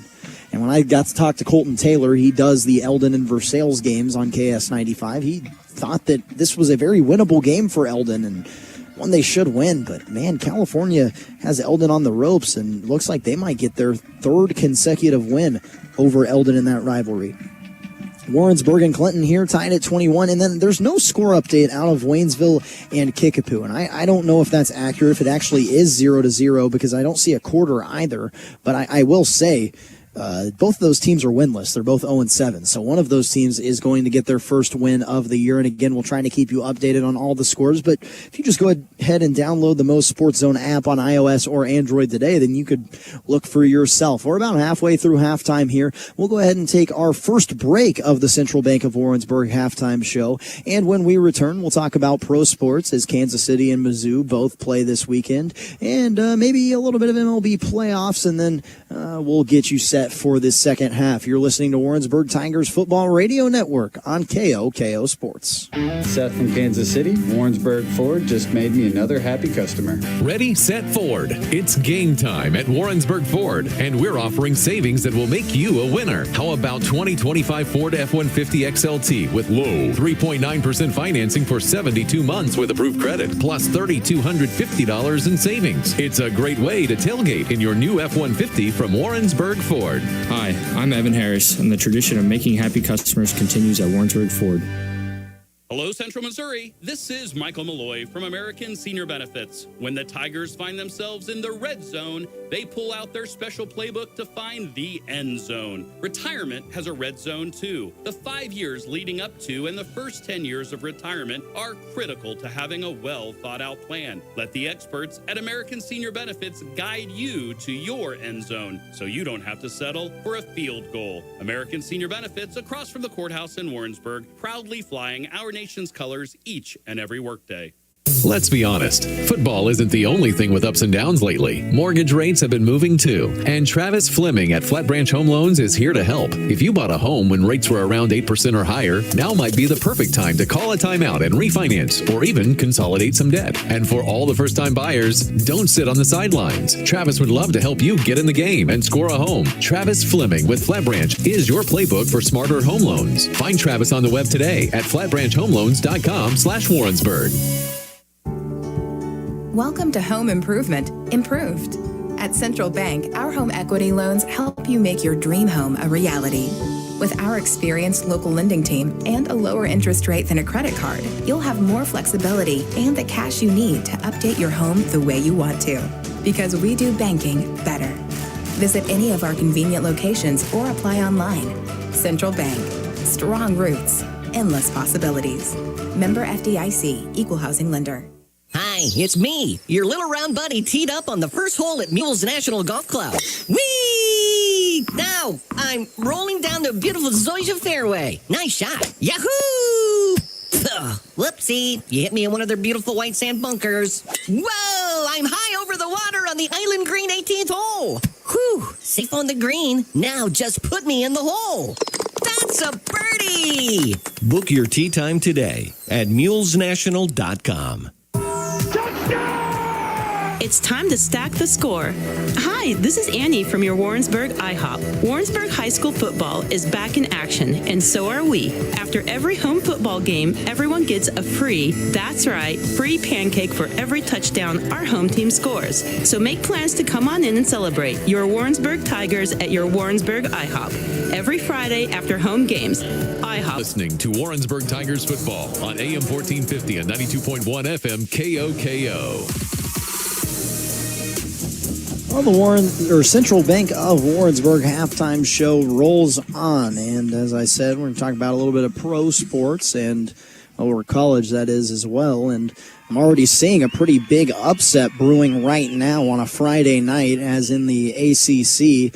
Number 2 team in the country, Miami, is currently trailing at home to Louisville, 17-10, and that would be a really big upset. Would definitely shake the college football world. I know I'm a pretty big Notre Dame fan, and regardless of how their test goes with USC this week, if Miami were to lose tonight, that would not bode well for the Fighting Irish. So hopefully Miami locks in. That's all I got to say. Also, in a more local game, Nebraska, number 25 team in the country, is currently trailing to Minnesota 7-6, nearing the halftime mark. In baseball, the Los Angeles Dodgers are beating the Milwaukee Brewers 3-0 in the top of the third inning. And if you're a baseball fan, I hate to say it, but that's not a good sign for the game of baseball. And what it pertains to maybe playing the MLB season in 2027.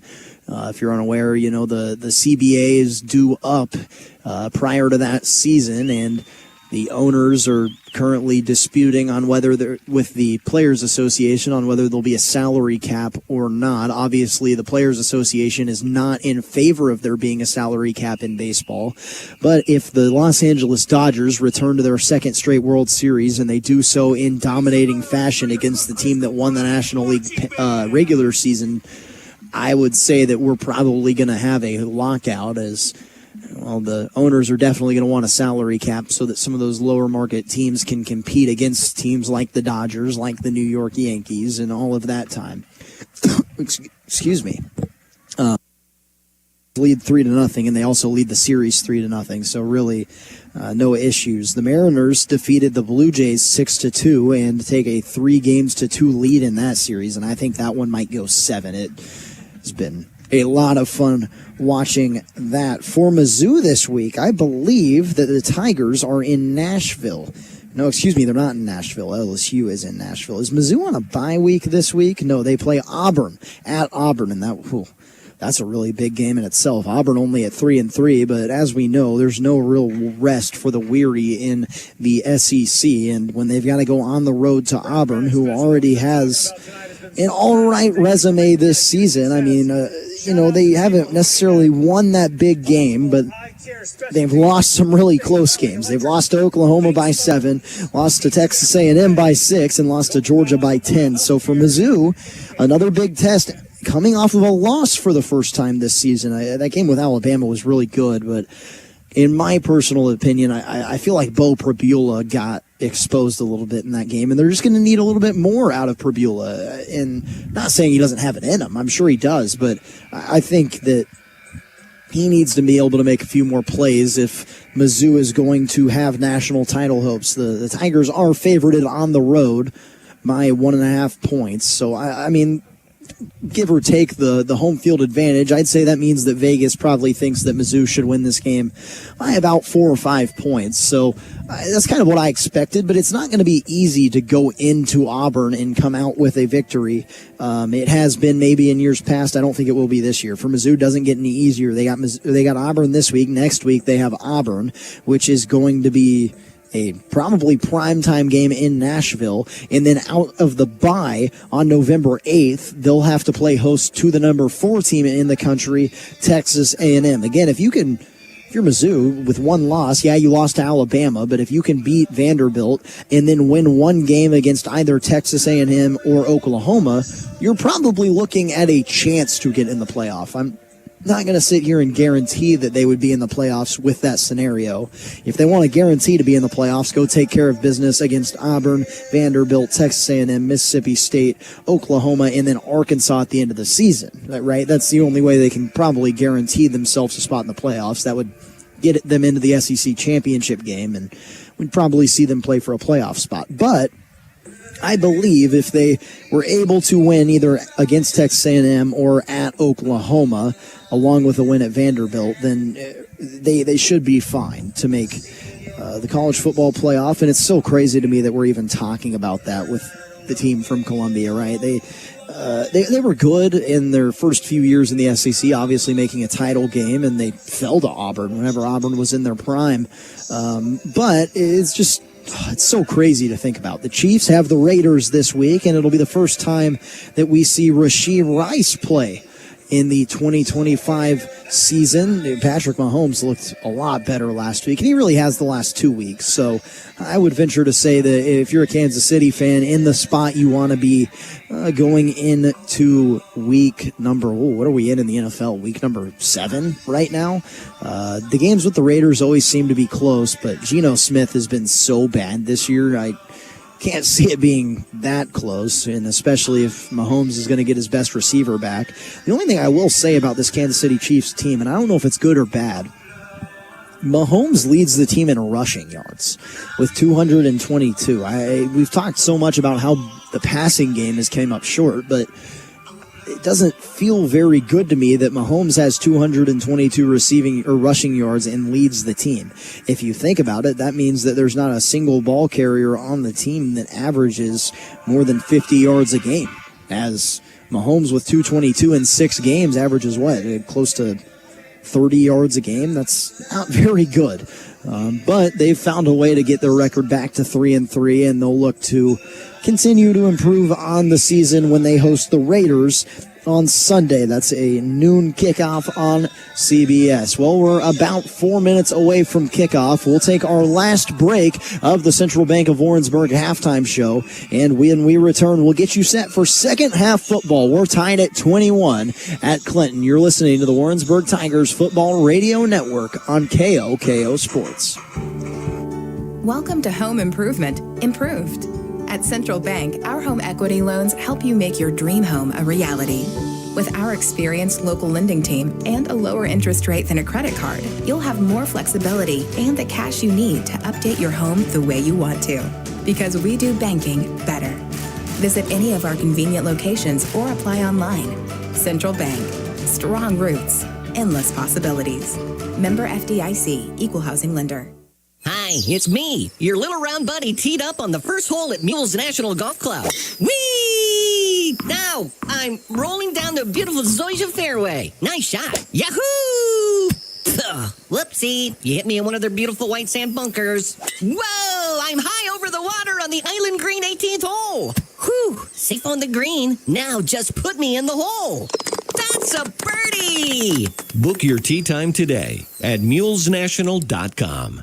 Seth from Kansas City, Warrensburg Ford just made me another happy customer. Ready, set, Ford. It's game time at Warrensburg Ford, and we're offering savings that will make you a winner. How about 2025 Ford F-150 XLT with low 3.9% financing for 72 months with approved credit, plus $3,250 in savings. It's a great way to tailgate in your new F-150 from Warrensburg Ford. Hi, I'm Evan Harris, and the tradition of making happy customers continues at Warrensburg Ford. Hello, Central Missouri. This is Michael Malloy from American Senior Benefits. When the Tigers find themselves in the red zone, they pull out their special playbook to find the end zone. Retirement has a red zone too. The 5 years leading up to and the first 10 years of retirement are critical to having a well thought out plan. Let the experts at American Senior Benefits guide you to your end zone so you don't have to settle for a field goal. American Senior Benefits, across from the courthouse in Warrensburg, proudly flying our nation's colors each and every workday. Looking for more than just a healthcare provider? At Western Missouri Medical Center, we're your dedicated partner for health. Our team of expert specialists, advanced treatments, and cutting-edge technology means you get the care you need when you need it most. We're proud to care for the community we call home, and we're here to support your health at every stage of life. Learn more at WMMC.com. Western Missouri Medical Center, your partner for health. It's time to stack the score. Hi, this is Annie from your Warrensburg IHOP. Warrensburg High School football is back in action, and so are we. After every home football game, everyone gets a free, that's right, free pancake for every touchdown our home team scores. So make plans to come on in and celebrate your Warrensburg Tigers at your Warrensburg IHOP. Every Friday after home games, IHOP Warrensburg. We stack the score. Warrensburg Tigers Football on AM 1450 and 92.1 FM KOKO. Well, we have reached the end of the Central Bank of Warrensburg halftime show. Big shout out to the guy that's flying the drone here for Warrensburg. Actually just came up to me and had a pretty cool conversation with him. Got to know a little bit about the Tigers and what he does. But yeah, they have a drone that films the games, which makes sense because we actually had a drone warning at one point at a home game. You're not supposed to fly a drone directly over the field. A lot of teams use it for film. They just can't be over the 50-yard line, for example. And one of the referees at a Warrensburg game had called not called any penalty or anything like that, but made them stop until they figured out what was going on. Well, we're out of the Central Bank of Warrensburg halftime show, and we have entered the Warrensburg Chrysler second half. Again, big shout out to Pilgrim Mortgage. They are our title sponsor tonight and could also be your partner for home financing. Clinton will get the second half kickoff. It's 21-21. Again, decided not a whole lot in the first half. And this has been such a good game. Very happy to be alongside you on KOKO Sports or MoSportsZone.com. I encourage you to go watch the game tonight. You're going to see a really weird angle. If you've ever played Madden, this is actually kind of similar to the camera angle you'd have on that, but not one you stereotypically watch a football broadcast from. This kickoff is fielded at the 20-yard line. Connor Bramall running down the left sideline, brought down by a whole host of Tigers. Maybe a gain of, or not, excuse me, not a gain, but maybe a return of about 20 yards. At the 36-yard line, actually, so a pretty good return. Clinton's offense trots back onto the field. One of the most unique offensive formations that I've seen, or really offensive DNAs in general, just running shotgun spread-like offense, but running it like it's the wing. The quarterback today has been Cam Westendorf, and he's been really good in the pass game. But right now, it's not Westendorf. It's Marcus Oliver and Brody Barnhart in there. Barnhart's just going to take this one out. Quarterback keeper to the left side. He cuts back to the right side. Flag flies. Gets a block down the sideline. And Barnhart might go the distance. He's finally dragged down. Crowd's happy. They don't see the flag that's standing right in front of me on the 40-yard line. Brody Barnhart chants coming from the home team, but that's going to quickly stop as the flag is against the offense. Holding, who would have thought, against Clinton, and that's why he was able to bust it. That's kind of part of the problem, right? And this wasn't your normal spot, but when you have a running back that decides to completely flip fields, people are blocking in a different direction than the running back is running, and all of a sudden you might have a tug of a jersey or even just a mauling to try to make sure that the quarterback or the running back, or in this case the quarterback, couldn't make something happen. So the holding penalty backs it up 10 yards because it was at the line of scrimmage, and it'll be first down and 20 from the 26-yard line. Clinton is 6-1 this season. They're receiving votes. Actually, the number 11 team in Class 3 in the state of Missouri. Warrensburg 4-3, trying to get to 5-3 on the season. Quarterback keeper right side, Barnhart breaks a tackle, but still going to be snuffed out for maybe a gain of 1. A lot of defenders in the area. I saw Trevin Murphy there in his neon cleats first.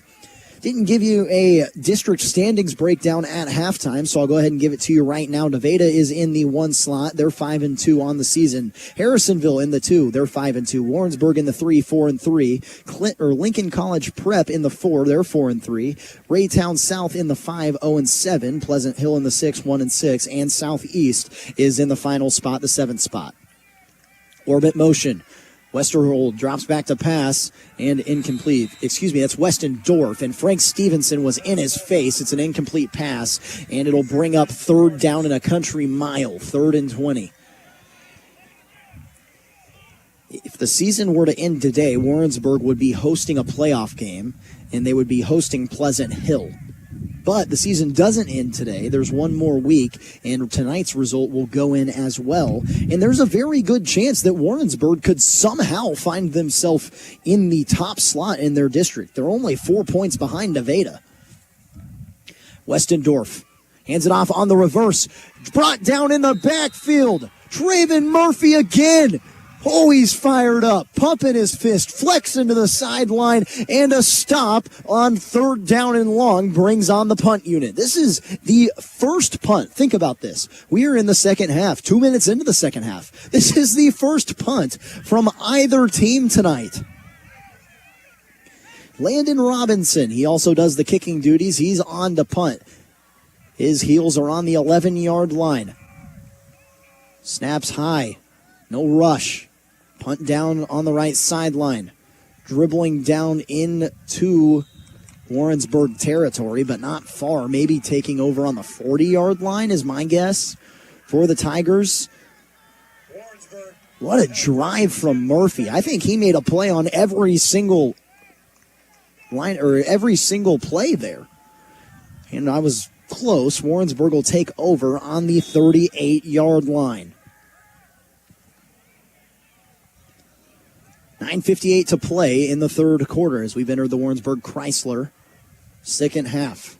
Smith the back to the right side of Mannering. High snap. Mannering handles it. This is a play-action pass. He's going deep ball. Mayhem. It's hauled in. Mayhem down to the 20-yard line. Mannering the Mayhem. What a connection. Sophomore to sophomore. Warrensburg's back on the ball quickly. Mayhem, the slot receiver on the right side. High snap, handled. They hand it off to Smith. No, Mannering keeps it himself, tucks it up in, and a positive gain inside the 15-yard line. Camden Mannering, outside of the one interception tonight, which was kind of an arm punt anyways, has played flawlessly. First down and 10 on the 21-yard line. He hands it off to Smith. Smith, stiff arm. Smith breaks another tackle. One man to beat. Jukes back inside. Smith into the end zone. Touchdown, Warrensburg. Are you kidding me, A.J. Smith? Sensational from the senior. And Warrensburg takes the lead. Big plays all around. It started with the pass from Mannering to Mayhem. It ended with the run from A.J. Smith. 21 yards, house call, and Warrensburg has the lead. Hook on to attempt the extra point. Snap back, hold down, kick is up, and line drive knuckles through. We're less than 3 minutes into the Warrensburg Chrysler second half, and the Tigers have taken a lead. 28-21, they lead on KOKO Sports. Real estate, land, equipment, tools, guns, coins, you name it, we can handle it. Hello, this is Chad Davis at Davis Bell Auction and Real Estate. James Bell and I take great pride in being able to offer an auction plan that best suits our clients. Our decades of experience, availability, and attention to detail will make your next auction a great success. When you need an auction, think Davis Bell, your full auction service company. Give us a call, 660-747-6988, or find us today at davisbellauctions.com. Hi, this is Jared Jones from Pilgrim Mortgage. I think it's important that you know who we are, and we believe home is more than an address. It's your future. Our team is dedicated to guiding you through the mortgage process with expertise, integrity, and a personal touch. You might even say that we're a little old-fashioned because we still believe that the client is always first. So come see me today, Pilgrim Mortgage, 101 North McGuire Street, Suite B in Warrensburg, or find me online at homeloansbyjared.com. Warrensburg Tigers Football on AM 1450 and 92.1 FM KOKO. Warrensburg got a stop in the first drive of the game. It was first drive of the second half. It was a 3-and-out, and then immediately responded. A 40-yard completion from Mannering to Mayhem. It feels like I say that every single week. And then a run from Mannering that went for 8 yards, capped off by a 21-yard touchdown for A.J. Smith. This kick was muffed, now finally returned, and he has a seam down the middle of the field. A nice return. High-quality running from Connor Bramall after muffing the kickoff. And it'll be pretty good field position. 42-yard line. It feels like we've said that every single drive for both of these teams. The field position has been good. But for Warrensburg, they've been able to take advantage of it more than Clinton has lately. Last drive was the Traven Murphy drive. Now a weird formation here. They're huddled around like it's a campfire. 3 backs in the backfield. Spinning out is Brody Barnhart, and it goes nowhere again. The halftime adjustments for Warrensburg have been so good, and I see Hunter Michelle getting up from that pile. It looks like he had a pretty big emphasis on that play.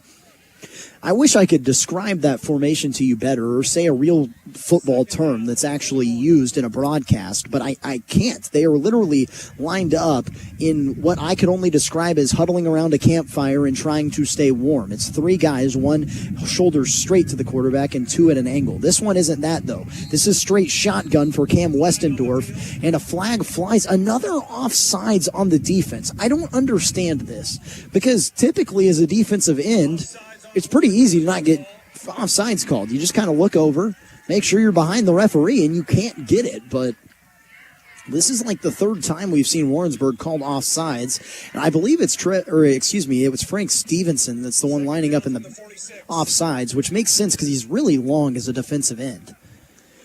So 2nd down and 7. Rolling out to the left side is Westerndorf. Same play they had cooked up anyways, and it goes incomplete for a pass on the sprint out. Westendorf is a left-handed quarterback, and he throws an incomplete pass on 2nd down and 7, so make it 3rd down and 7.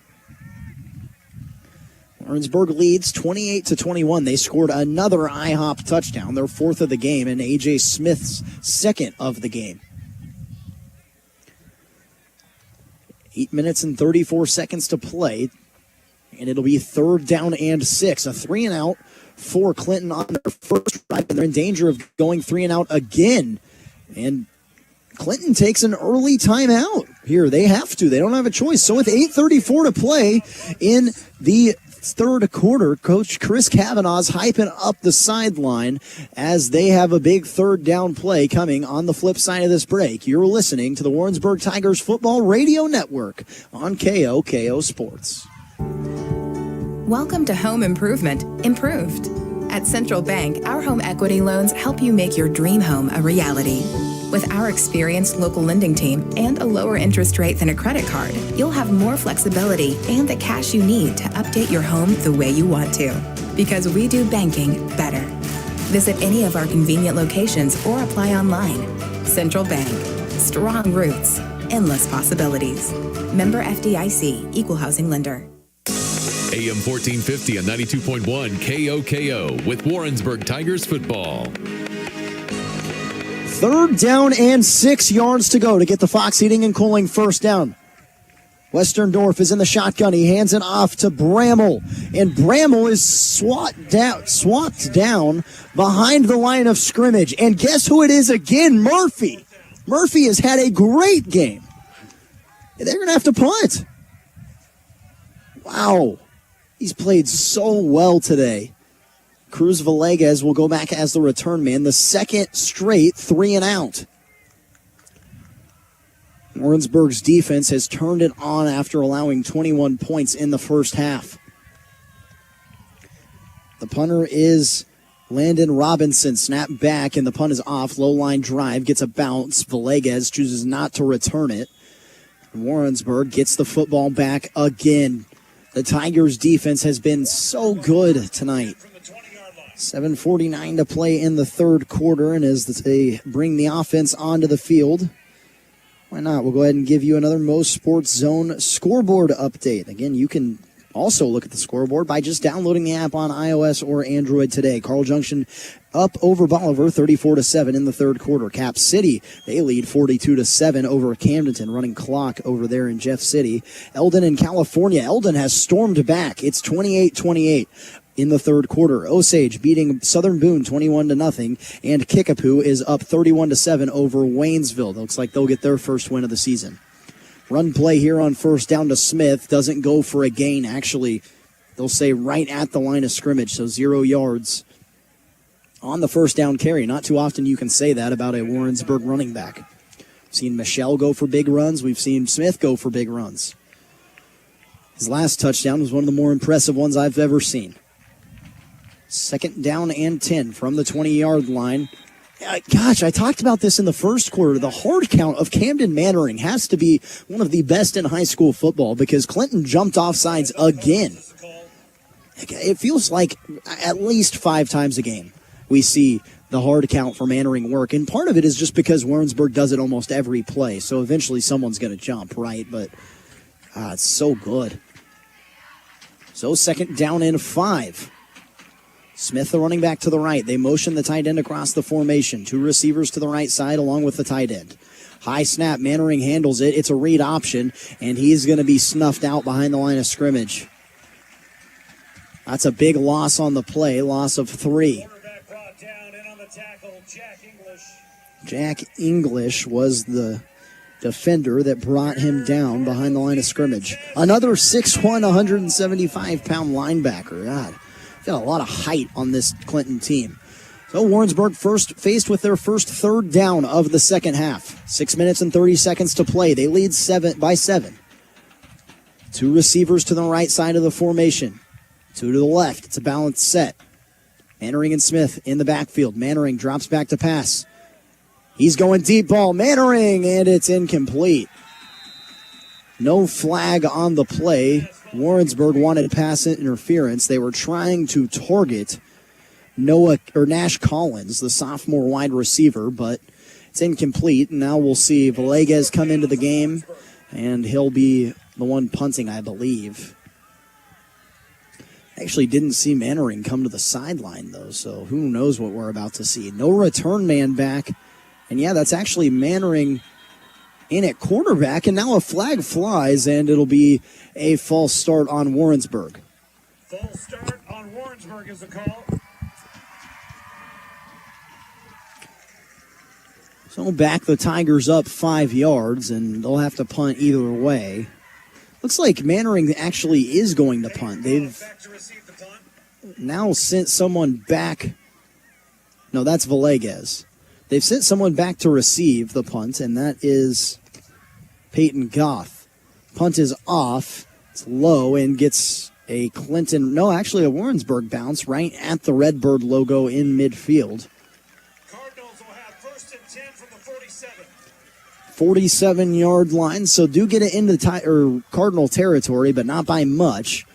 And Clinton has their best field position of the second half to start drive number 3. But again, Warrensburg has went 3 and out on defense the last 2 drives, in the first 2 drives of the second half. Whatever they talked about at halftime really worked here, but there's a chance for the Cardinals to finally get something going offensively after Warrensburg has to punt for the first time tonight.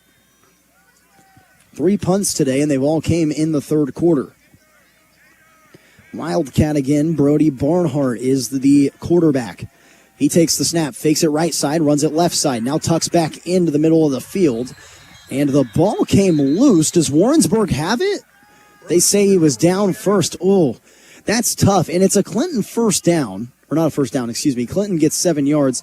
That one's tough because whenever 3 running, my goodness, I'm so sorry. Whenever 3 officials throw their beanbag, that indicates a fumble. But one official decided that the ball carrier was down. Warrensburg did recover the fumble, but to no avail, as they say the ball carrier was down first. Cam Westendorf is checked back in at quarterback. He hands it off on the counter to the wingback running right sideline. And there to make a tackle is Cruz Villegas. The ball is on the field. Who has it? I think Clinton got back on it, and they did. Villegas stripped the ball out on the tackle, and the ball carrier is down on the ground as well. We haven't seen an injured player all night, as actually it's just 2 players wrestling for a football. Are they finally going to peel each other off? Villegas made a nice tackle as a defensive back in the open field, saved what would have been first down yardage, and Peyton Goff fumbled on the play. But I believe that Clinton recovered it, as we do have conversation happening between 3 of our officials right now. And it looks like there's a flag down. That's why. Is this a face mask? Personal foul face mask against the offense. Oh, don't see that too often. So it must have been the ball carrier. Personal foul, the Cardinals. And obviously Warrensburg is going to accept that because it'll back Clinton back beyond the sticks by a long shot. Very nice break for the Cardinals. And what's even crazier about that is Villegas not only got his face mask grabbed, but was able to force a fumble that unfortunately Warrensburg couldn't come up with. 2nd down and 20. This is not an offense in Clinton that really wants to work beyond the sticks. Westendorf in the shotgun, running back to his left. They hand it off to the wingback again, Goff, and he's going nowhere. Traven Murphy, he has been electric in the second half, just like his neon green cleats, and he brings them down after a gain of 3, so 3rd down and 17 yards to go to get the Fox Heating and Cooling first down. 4 minutes and 45 seconds to play in the third quarter. Warrensburg leads by 7, trying to get another 3 and out.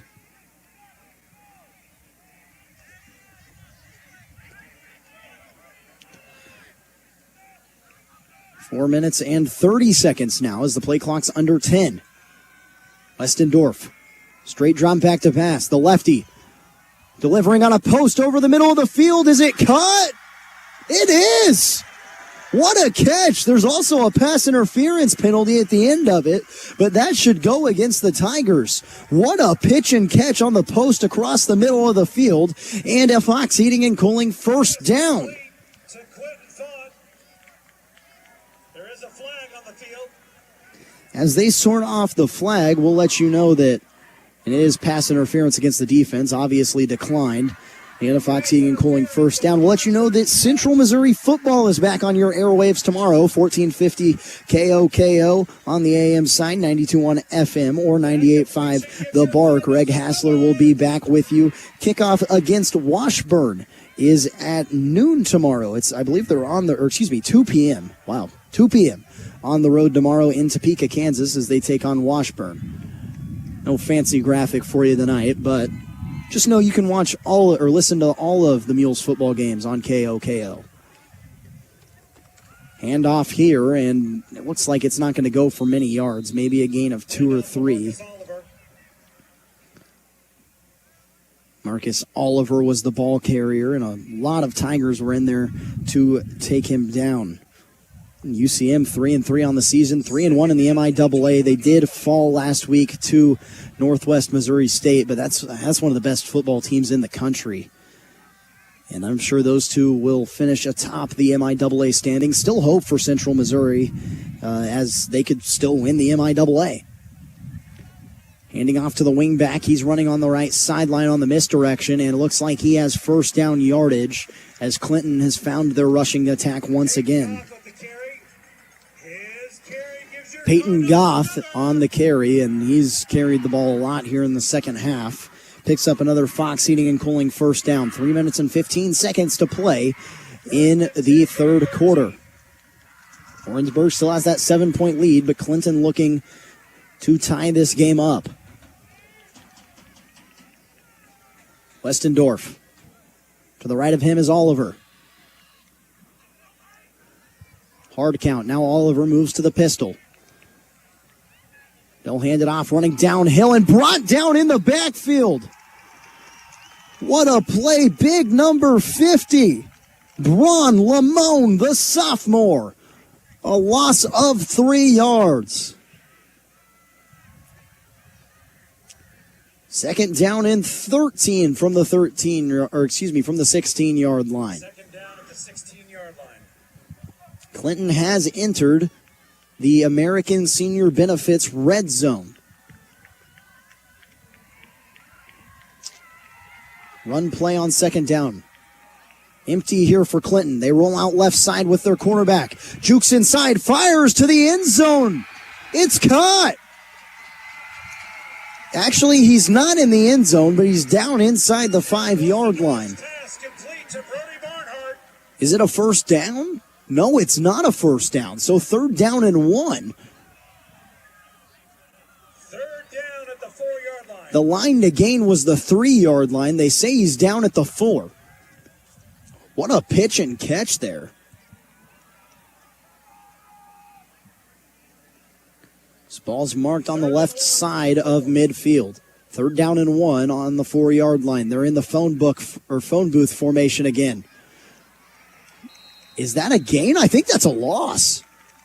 Traven Murphy just knocked down the running back, and they didn't get first down yardage. It's now 4th down and 2, and a big decision. 4th and 3, a loss of 3 as Murphy gets in the backfield, and a really big decision here for Clinton. I think you got to go for it. Trailing by 7. They're running a lot of different people onto the field, but I don't see the kicker. Oh, now I do see the kicker. I think they're going for this. 4th down and 3 from the 6-yard line. Play clock down under 10. Westendorf rolling out left side. Does he get it? From Warrensburg's reaction, I don't think he did. They run in on the spot.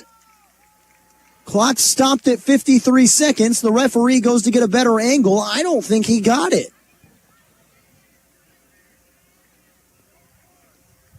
Are we going to get a measurement here? Warrensburg's sideline was almost sure of the fact that they stopped the ball carrier short. Granted, the coaches can't go past the 25-yard line, so they probably had about as good of a vantage point as I did. That play happened inside the 5-yard line, but they bring out the sticks here to see if Warrensburg stopped Clinton from the Fox Heating and Cooling first down. Stretch out the chains. Warrensburg thinks he's short, and he is. A goal line stand for the Tigers. They hold Traven Murphy, the big play on third down, and a team effort on fourth down to stop the ball carrier inches from the line to gain. A 7-point lead and the ball back inside the 5-yard line for Coach Kavanaugh and the Tigers. Warrensburg has 1st and 10 from the 4-yard line. What a stand from this defense. Warrensburg's first play from scrimmage is a hard count. Play clock down to 10. 50 seconds to play in the third quarter. Tight end flips sides. Play clock down to 5. Mannering, he hands it off to Smith. Smith breaks down the hash and gets positive yardage. It's like a gain of... Did he get the first down? Pretty close.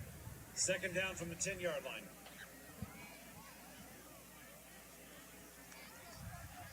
They say it's 2nd down and 2.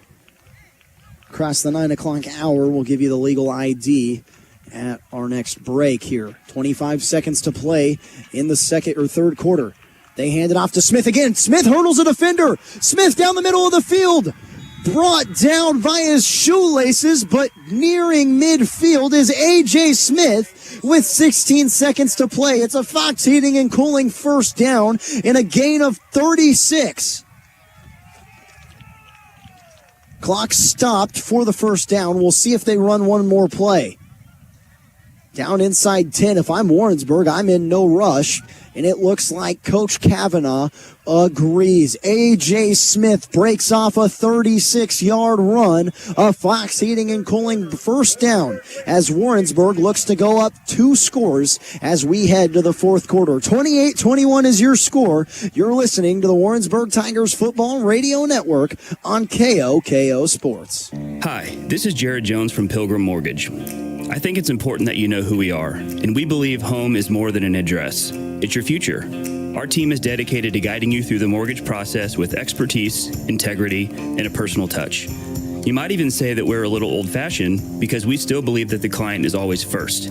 So come see me today, Pilgrim Mortgage, 101 North McGuire Street, Suite B in Warrensburg, or find me online at homeloansbyjared.com.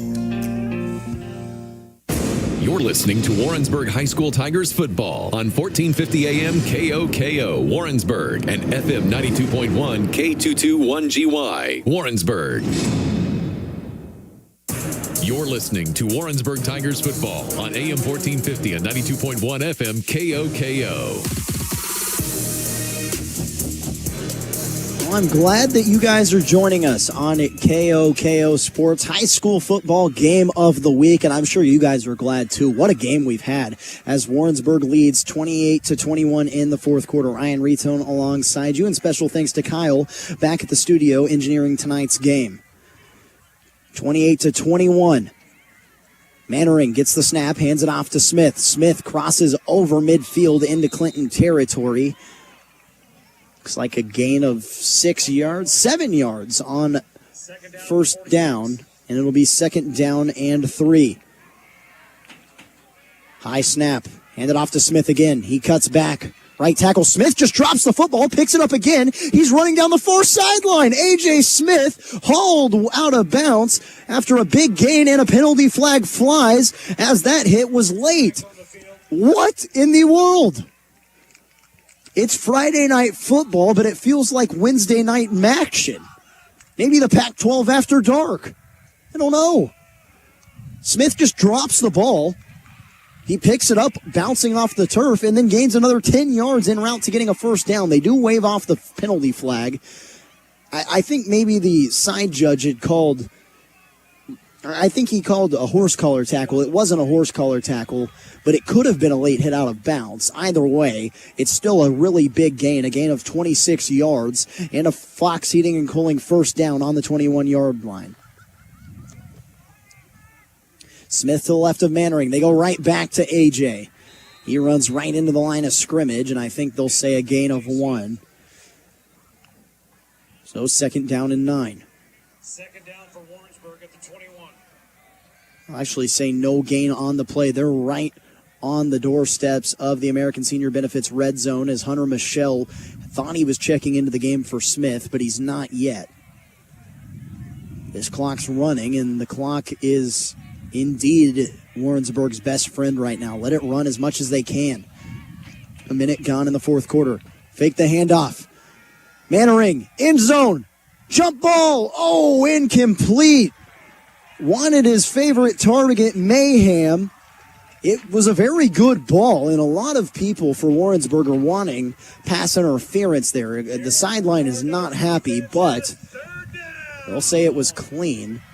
Good time to take a shot there if I'm Warrensburg. Play action after numerous A.J. Smith runs, and obviously it's a running situation as you want to run clock, and they almost caught the defense lacking. 3rd down and 9 from the 21-yard line. Mayhem in the shotgun. Smith to the right. They hand it off to Smith. He makes a juke at the line of scrimmage and is bowled down after a gain of 4, and this is a good time to make a decision if you're Warrensburg. You could probably kick a field goal from here, but they're close to first down yardage. 4th down and 4.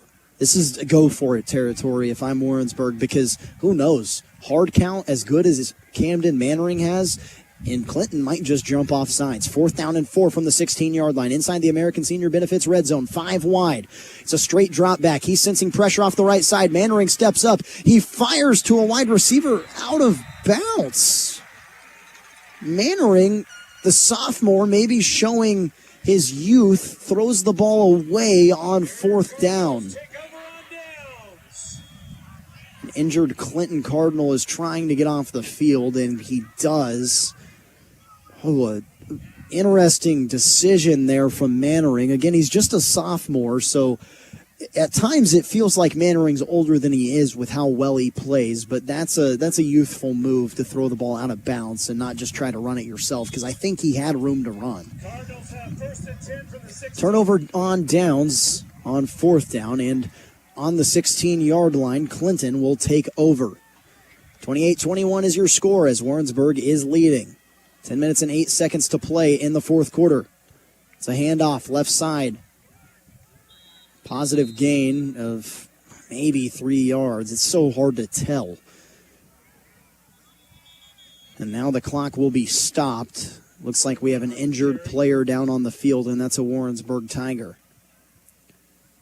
He's got his leg up in the air. He's signaling cramp while they attend to the injured Warrensburg Tiger. Will step aside on KOKO Sports. I am the Bobcat Man, David Bruce. I am the Bobcat Man, David Bruce. Hey, this is David Bruce, the Bobcat Man, Bobcat of Sedalia. We've got Bobcat loaders and excavators in stock and on sale. I'm not able to give you the low price over the air due to minimum advertising price restrictions. I know what you're thinking. The Bobcat Man has gone crazy. Well, call my bluff. 816-491-6224. That's 816-491-6224. David Bruce, the Bobcat Man. Warrensburg Tigers football on AM 1450 and 92.1 FM KOKO.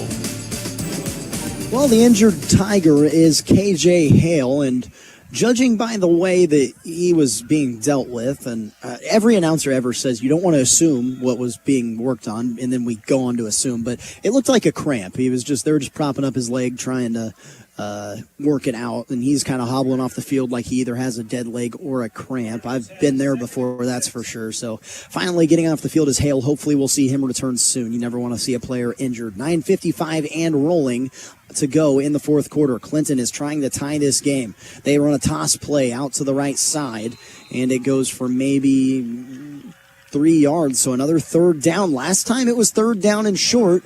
It felt like Clinton's a running team, right? They should be able to easily get this. This play actually went for negative yards. I take that back. So it's going to be 3rd down and 4. But last time it was a pretty clearing running situation. It was like, okay, Clinton can run the ball twice, get 2 yards of play, and pick it up. Well, it was Traven Murphy who had other thoughts and tackled the ball carrier in the backfield, forced a punt. See if they do the same thing, or if the same thing can happen here. 3 minutes off the clock in the 4th quarter. Warrensburg showing pressure. Rolling out to pass. They fire in the flats. It's caught and turning upfield. Running down the far sideline and bouncing off a tackler is number 9 for Clinton. That is that's Brody Barnhart. There is a flag on the field, and I don't see where it's at. It's actually on the far sideline. Is this going to be a sideline warning on Warrensburg? It might be. I mean, there's nothing going on over there, obviously. Clock stopped with 8 minutes and 58 seconds to play. It is a sideline warning. So, I mean, it's not going to affect the play at all, but can't happen again, obviously. A very big pitch and catch. I mean, that's just the basic back out of the backfield, throw it into the flat, and it worked out really well for Clinton. 8 minutes and 50 seconds to play. It's 1st down and 10 after the Fox Heating and Cooling first down. Play action pass, and brought down in the backfield is the quarterback. KJ Hale and Frank Stevenson combined for the sack. A loss of 5, and it will put Clinton behind the sticks once again. With the nature of Clinton's offense, they don't have the luxury of taking much longer in this game. I mean, you've obviously got 8 minutes, and that feels like a long time, but if they don't score here and Warrensburg can burn 2 or 3 minutes off the clock, it'll be very tough for the Cardinals to tie this game up. They trail by 7, play clock under 10, 2 minutes and 15 seconds to go. Tight formation here. They run the wing back, and it goes nowhere again. It was tough to tell who had the ball, but I can tell you who tackled him. Frank Stevenson. The defensive line and linebacker core for Warrensburg has been in takeover mode in the second half. It's another loss of 5, and it's 3rd down and 20. 2 fists in the air for the Warrensburg defense. That's the money down. It's time to get off the field for Coach Kavanaugh and the Tigers. The biggest play in the game so far, 3rd down and 15 from around midfield, the 42-yard line of the Cardinals. They'll have to get to the other 43. Rolling out to pass, directing traffic, brought down. Traven Murphy, the quarterback sack. He clubbed the quarterback well beyond the line of scrimmage. I mean, that's a loss of 10, maybe 15. What a series from Murphy, Stevenson, and Michelle. Oh my goodness, this is 4th and, I don't know, the line of scrimmage might be back in Warrensburg. And Clinton's going to have to punt. That clock's just ticking as well. 6 minutes and 40 seconds to play in the 4th quarter. Snap back, and the punt is off. The wind does numbers to that. Villegas, he muffs it at first, but now returns it. Villegas working down the right sideline and brought down after a minimal return, but he gets it back to where the first down, or the line to gain was on that drive. Wow.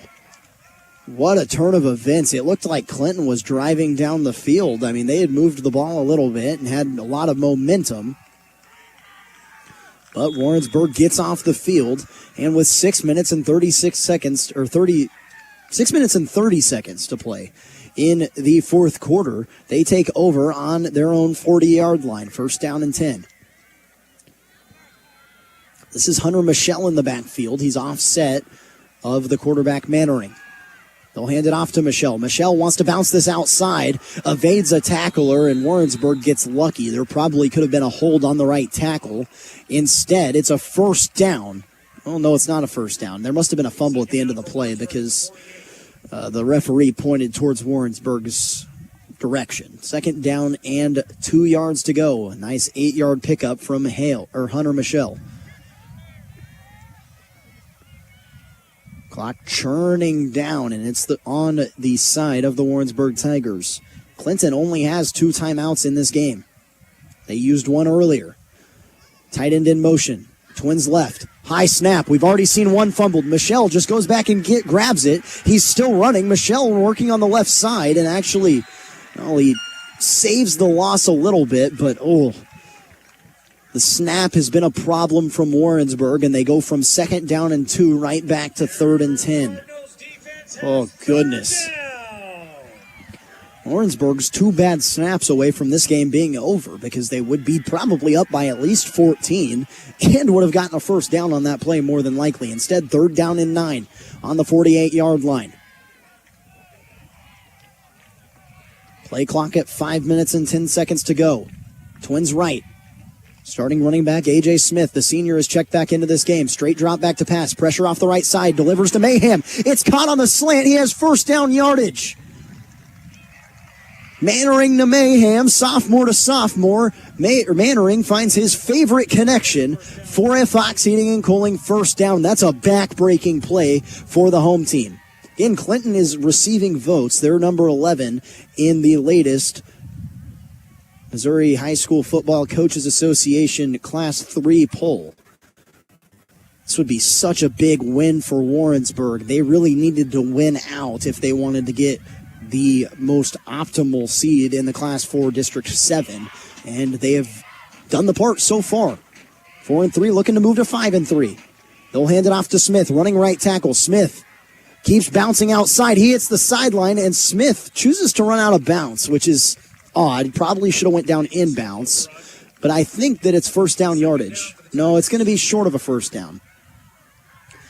Definitely don't want to run out of bounds whenever you're trying to churn the clock down, but you're still happy with an 8-yard gain.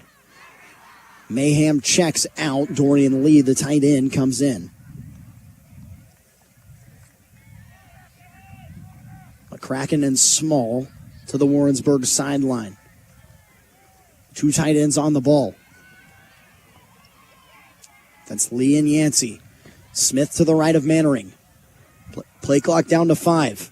It's a quarterback keeper. Mannering right up the gut, and he picks up first down yardage. The clock will for the senior running back, A.J. Smith. Under 4 minutes to play. Warrensburg just needs a few more first downs to ice this football game. Ball's on the 31-yard line. Mannering hands it off to Smith again. Smith bounces off a tackler immediately. Smith hits the sideline. Tucks it up inside, down in bounds as his helmet flies off. So A.J. Smith will have to check out for a play. But it's another very good gain. Warrensburg just a few first downs away from icing this football game. They lead by 7 with 3 minutes and 20 seconds to play in the Warrensburg Chrysler second half. Pilgrim Mortgage is our title sponsor tonight. An IHOP touchdown would all but ice this game. In motion, Mannering hands it off to the sophomore running back, Michelle. Michelle's got first down yardage, bowls over a defender. Another Fox Heating and Cooling first down into the American Senior Benefits red zone. Warrensburg has first down at the 12-yard line. Just leaning on this run game to ice this game. If you had to be a Warrensburg Tigers football fan and you watched Smith run the football last year, or really any of the Tigers for that matter, this had to have been a dream. As I'm sorry, I don't know why our camera is going out of focus. Looks like it's back to good. Ball's on the 12-yard line. Flag flies. Smith diving for the end zone. Smith touchdown, but there is a flag. And it's a false start. Unfortunate for Warrensburg, as they were going to score a touchdown there. Instead, it's wiped off the board. I mean, if you're Warrensburg, though, you really don't have to score here. I think one more first down would ice this game, as Clinton only has 2 timeouts. It'll be interesting to see how Clinton chooses to use this timeout. Granted, a touchdown would definitely put this game away. So the false start makes it first down and 15 from the 17-yard line. Again, they can still pick up a first down.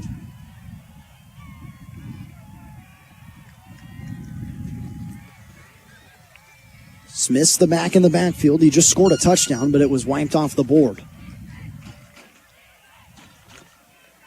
Warrensburg looking for their 5th win of the season. They hand it off to Smith. Smith following blockers and navigating down, just churning this clock. Clinton's still choosing not to call timeouts. And honestly, you'd have to imagine that even if Warrensburg can't pick up this first down, as it's 2nd down and 10 after a gain of 5, they're within Ethan Hook's field goal range more than likely, and a field goal would put this game away as well. Clock is running. 1 minute and 50 seconds to play. I mean, this is so odd to me. What are we watching?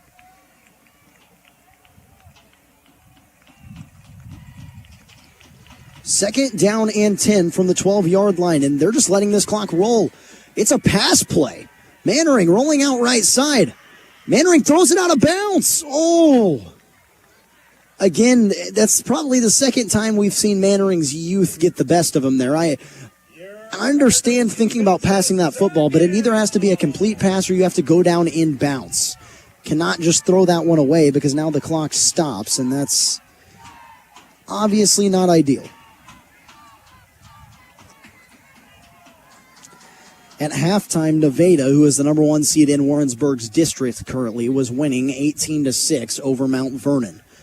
This was a game that we kind of expected Nevada to win, as Nevada's lost 2 games in the last 3 weeks. They hand it off to the sophomore running back, Michelle, and he's going to be brought down after a minimal gain of 3 yards. And we'll see Clinton take their second timeout of the half. 1:19 to play in the 4th quarter. Warrensburg's got a decision to make on the flip side of this break. 4th down and 9 coming your way on KOKO Sports. Beth from Warrensburg. Warrensburg Ford just made me another happy customer. Ready, set, Ford. It's game time at Warrensburg Ford, and we're offering savings that will make you a winner. How about 2025 Ford F-150 XLT with low 3.9% financing for 72 months with approved credit, plus $3,250 in savings. It's a great way to tailgate in your new F-150 from Warrensburg Ford. Hi, I'm Evan Harris, and the tradition of making happy customers continues at Warrensburg Ford. AM 1450 and 92.1 KOKO with Warrensburg Tigers Football. Well, it is decision time here for Warrensburg, and I don't know what you do. It's 4th down and 10. I think you attempt the field goal here, but it's on the left hash mark. This is a tough field goal. Ball's on the 11-yard line. Holder's on the 18. So this is going to be a 28-yard attempt for Ethan Hook. Snap back, hold down, kick up, and he shanked it to the left side. Oh, no. The kick is no good. And with 1 minute and 15 seconds to play, Clinton has a chance to tie this game.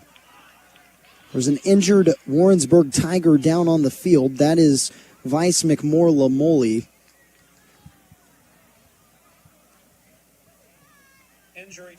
That's never good as well, and the missed field goal is going to give Clinton a chance to tie this game. We'll say the injury takes a little bit out of the momentum for Clinton, as they've now quieted down in respect, which shout out to them for doing so. Lamoli was on the field goal unit there, and he went down pretty hard. Oh, that's not a good sign. And now Clinton, again, I don't know that they can score this quick. This will be really tough for them to do so. But I'd imagine that they have to have a fast version of their offense, regardless of how they run the football. And this injury does not look great. They're still tending to him. So with 1:15 to play, we're going to go ahead and take a break, and hopefully they can get him up soon. 28-21, the Tigers lead on KOKO Sports. Let's be honest, football isn't the only thing with ups and downs lately. Mortgage rates have been moving too, and Travis Fleming at Flat Branch Home Loans is here to help. If you bought a home when rates were around 8% or higher, now might be the perfect time to call a timeout and refinance, or even consolidate some debt. And for all the first-time buyers, don't sit on the sidelines. Travis would love to help you get in the game and score a home. Travis Fleming with Flat Branch is your playbook for smarter home loans. Find Travis on the web today at flatbranchhomeloans.com/Warrensburg. You're listening to Warrensburg Tigers Football on AM 1450 and 92.1 FM KOKO. We have a score update for you. Harrisonville, who is directly above Warrensburg in the district standings. They defeated Oak Grove 28-7 tonight, which that's really not a big deal for Warrensburg. Dream scenario is Harrisonville gets the 1 seed and Nevada falls to the 3, because if Warrensburg were to magically finish in the 1 spot in this district and Harrisonville was number 2, Harrisonville would jump them regardless. So the best chance to get a 2 seed in this would be if Harrisonville got the 1 seed. Quick pass outside on a screenplay is incomplete. First, you got to take care of business tonight.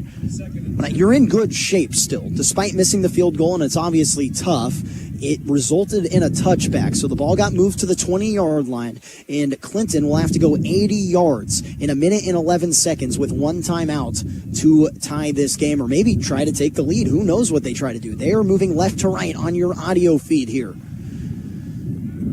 Straight towards you if you're watching on MoSportsZone.com. Straight drop back to pass for the left-handed cornerback. He fires down the sideline. Incomplete. What coverage from Seth Johnson.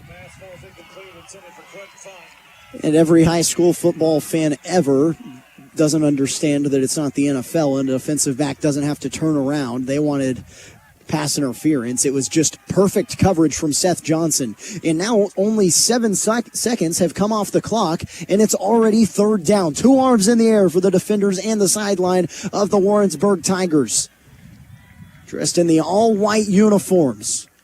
Trying to get a victory here. 1 minute and 4 seconds to play. 3rd down and 10 yards to go to get the Fox Heating and Cooling first down. Westendorf in the shotgun. Bring a man in motion. Fake the toss. Westendorf rolling out left side, fires across the middle, and the pass is complete. What a catch. Brody Barnhart makes a sliding catch. The clock stops at 57 seconds for the chains to reset. It's a Fox Heating and Cooling first down. Ball near midfield. 54 to play, and the clock's rolling. Westendorf drops back to pass. Straight drop back. Now he's scrambling. Fires up top. Batted and incomplete. Almost intercepted. Seth Johnson again with perfect coverage. Jacob Taylor, who has returned from injury, which is really big for the secondary of Warrensburg, almost had the interception. 46 seconds to play. Ball's on the 38-yard line of Clinton. They've still got 62 yards to go to try and tie this game as they trail by 7. Just 1 timeout. We've only seen 1 score in the second half, and it was Warrensburg. Tight formation. Westendorf drops back to pass. Now he's drifting to the right sideline, fires it, and it's caught, but I don't know if that's good. It wasn't a big gain, and the clock is rolling. 35 seconds to play. Finally, there's an injured player. He's down hard with 32 seconds to play, and that will stop the clock. He got hit really well. And the training staff for Clinton is going to come out and check on the wide receiver, who is now bowled over and started to get up. It really kind of looked like he just hit the ground hard more than anything. And now he gets up and hobbles over to the sideline. I wonder if Clinton won't have to take a timeout here. I guess not. So the injury, because the player's literally fine, goes in favor of Clinton. As the clock stops, that would have literally iced the game probably. Instead, the clock stopped. 32 seconds to play. It will now run with 4 on the 43-yard line. Westendorf, straight drop back to pass. He's sensing pressure. Westendorf just throws this out of bounds. It should be intentional grounding. There's no one in the area. Waiting on a call here with 24 seconds to play. Kavanaugh's on the field because he's right. If this is an intentional grounding, it's an egregious miss. There was not a wide receiver anywhere near the area. And the flag flies. Intentional grounding. Basically a sack. Would have been one anyways, as Frank Stevenson was in the backfield. Back Clinton up a long ways. And it'll be 4th down. Wow. It'll make it 4th down and 15 to go. This is the ball game right here. If I'm Clinton, I am not taking my last time out here because, even if you get the first down, you still got a long ways to go. 4th down and 15 yards to go. Warrensburg has Clinton, the state-ranked Cardinals, on the ropes. 24 seconds to play in this game. Cam Westendorf, he rolls out to pass. Westendorf fires to the middle of the field. It's caught. He's short of the line to gain. Warrensburg gets the win.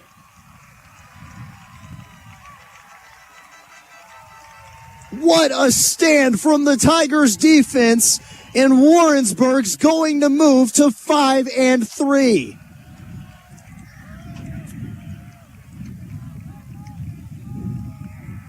They come into a hostile environment, trail 13-0 instantly, but storm back and win 28-21. What a performance from the Tigers. All they have to do is get in every coach's favorite formation, victory formation. Clinton has one timeout if they choose to use it. Mannering in the victory formation, in the shotgun, takes the snap and the knee. The clock runs, and Warrensburg upsets state-ranked Clinton on the road, 28-21. Time expires here. It's official. The Tigers get the win. We'll be back to wrap things up on the postgame show when we return on KOKO Sports. Welcome to Home Improvement, Improved. At Central Bank, our home equity loans help you make your dream home a reality. With our experienced local lending team and a lower interest rate than a credit card, you'll have more flexibility and the cash you need to update your home the way you want to. Because we do banking better. Visit any of our convenient locations or apply online. Central Bank. Strong roots. Endless possibilities. Member FDIC. Equal housing lender. Beth from Warrensburg. Warrensburg Ford just made me another happy customer.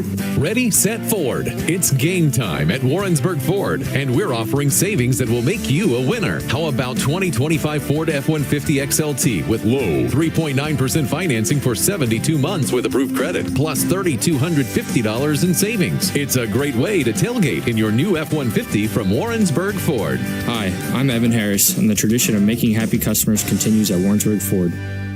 When is the last time you sat down and actually looked at your insurance policies? Hi, I'm Lindsay Tegmeyer from State Farm. As a longtime resident of Warrensburg and Johnson County, I'm passionate about the people that live here and how State Farm can best meet your insurance needs. I would love the opportunity to sit down with you and review all of your policies, make sure you have the coverage you need, and even save you some money. Come on in and see me today. Get an agent and coverage you can trust. Lindsay Tegmeyer, State Farm, East Russell Avenue in Warrensburg. Online at talktotag.com.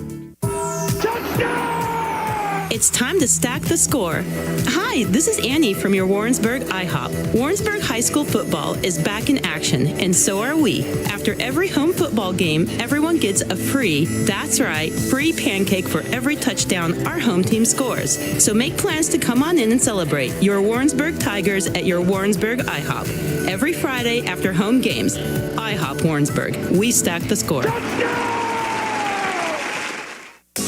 AM 1450 and 92.1 KOKO with Warrensburg Tigers Football. Well, Warrensburg comes away with the Week 8 victory, 28-21 in a thriller as they upset the number 11 team in the Class 3 state in Clinton. What a win for the Tigers on the road. They get the victory 28-21. The difference maker, a 21-yard rush from A.J. Smith on the first drive of the second half. Both offenses stalled out. Credit to both defenses, honestly, who played amazing. And the Warrensburg defense secured the victory on the last drive of the game. Camden Mannering played a really good game again tonight.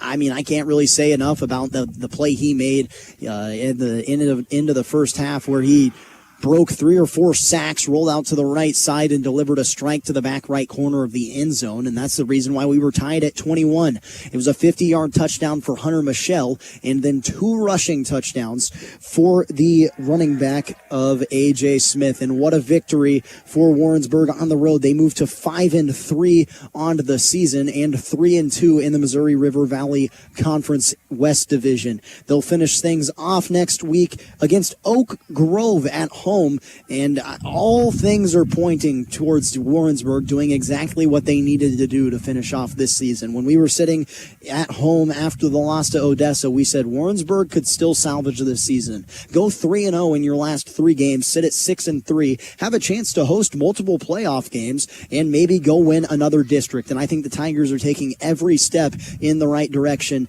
that they need to do just that. Again, Warrensburg is going to move to 5-3, and I think they're just, I keep saying it, I think they're in the perfect spot. Hosting Oak Grove next weekend. We'll be on your airwaves at 6:45. You can catch it right here on KOKO Sports. Also want to remind you that Warrensburg football, or UCM football, excuse me. Well, this is Warrensburg football. UCM football will be back on your airwaves tomorrow. 2 p.m. kickoff in Topeka, Kansas, as the Mules try to bounce back from their loss last week, taking on 1-5 Washburn. Again, Greg Hassler on the call on 1450 KOKO, 92.1 FM, and 98.5 The Bar. Well, it was a very fun game tonight, and it's always a pleasure to be alongside you guys, and I cannot wait to wrap up the season. Brady Retone will be back with me next week, but I'm Ryan Retone, and I'm the only one. A special thanks to Kyle back at the studio for engineering tonight's game. I'm reminding you that tonight's score was 28-21 in favor of the road team,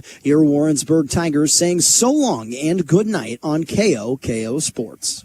Hi, this is Jared Jones from Pilgrim Mortgage. I think it's important that you know who we are, and we believe home is more than an address. It's your future. Our team is dedicated to guiding you through the mortgage process with expertise, integrity, and a personal touch. You might even say that we're a little old-fashioned because we still believe that the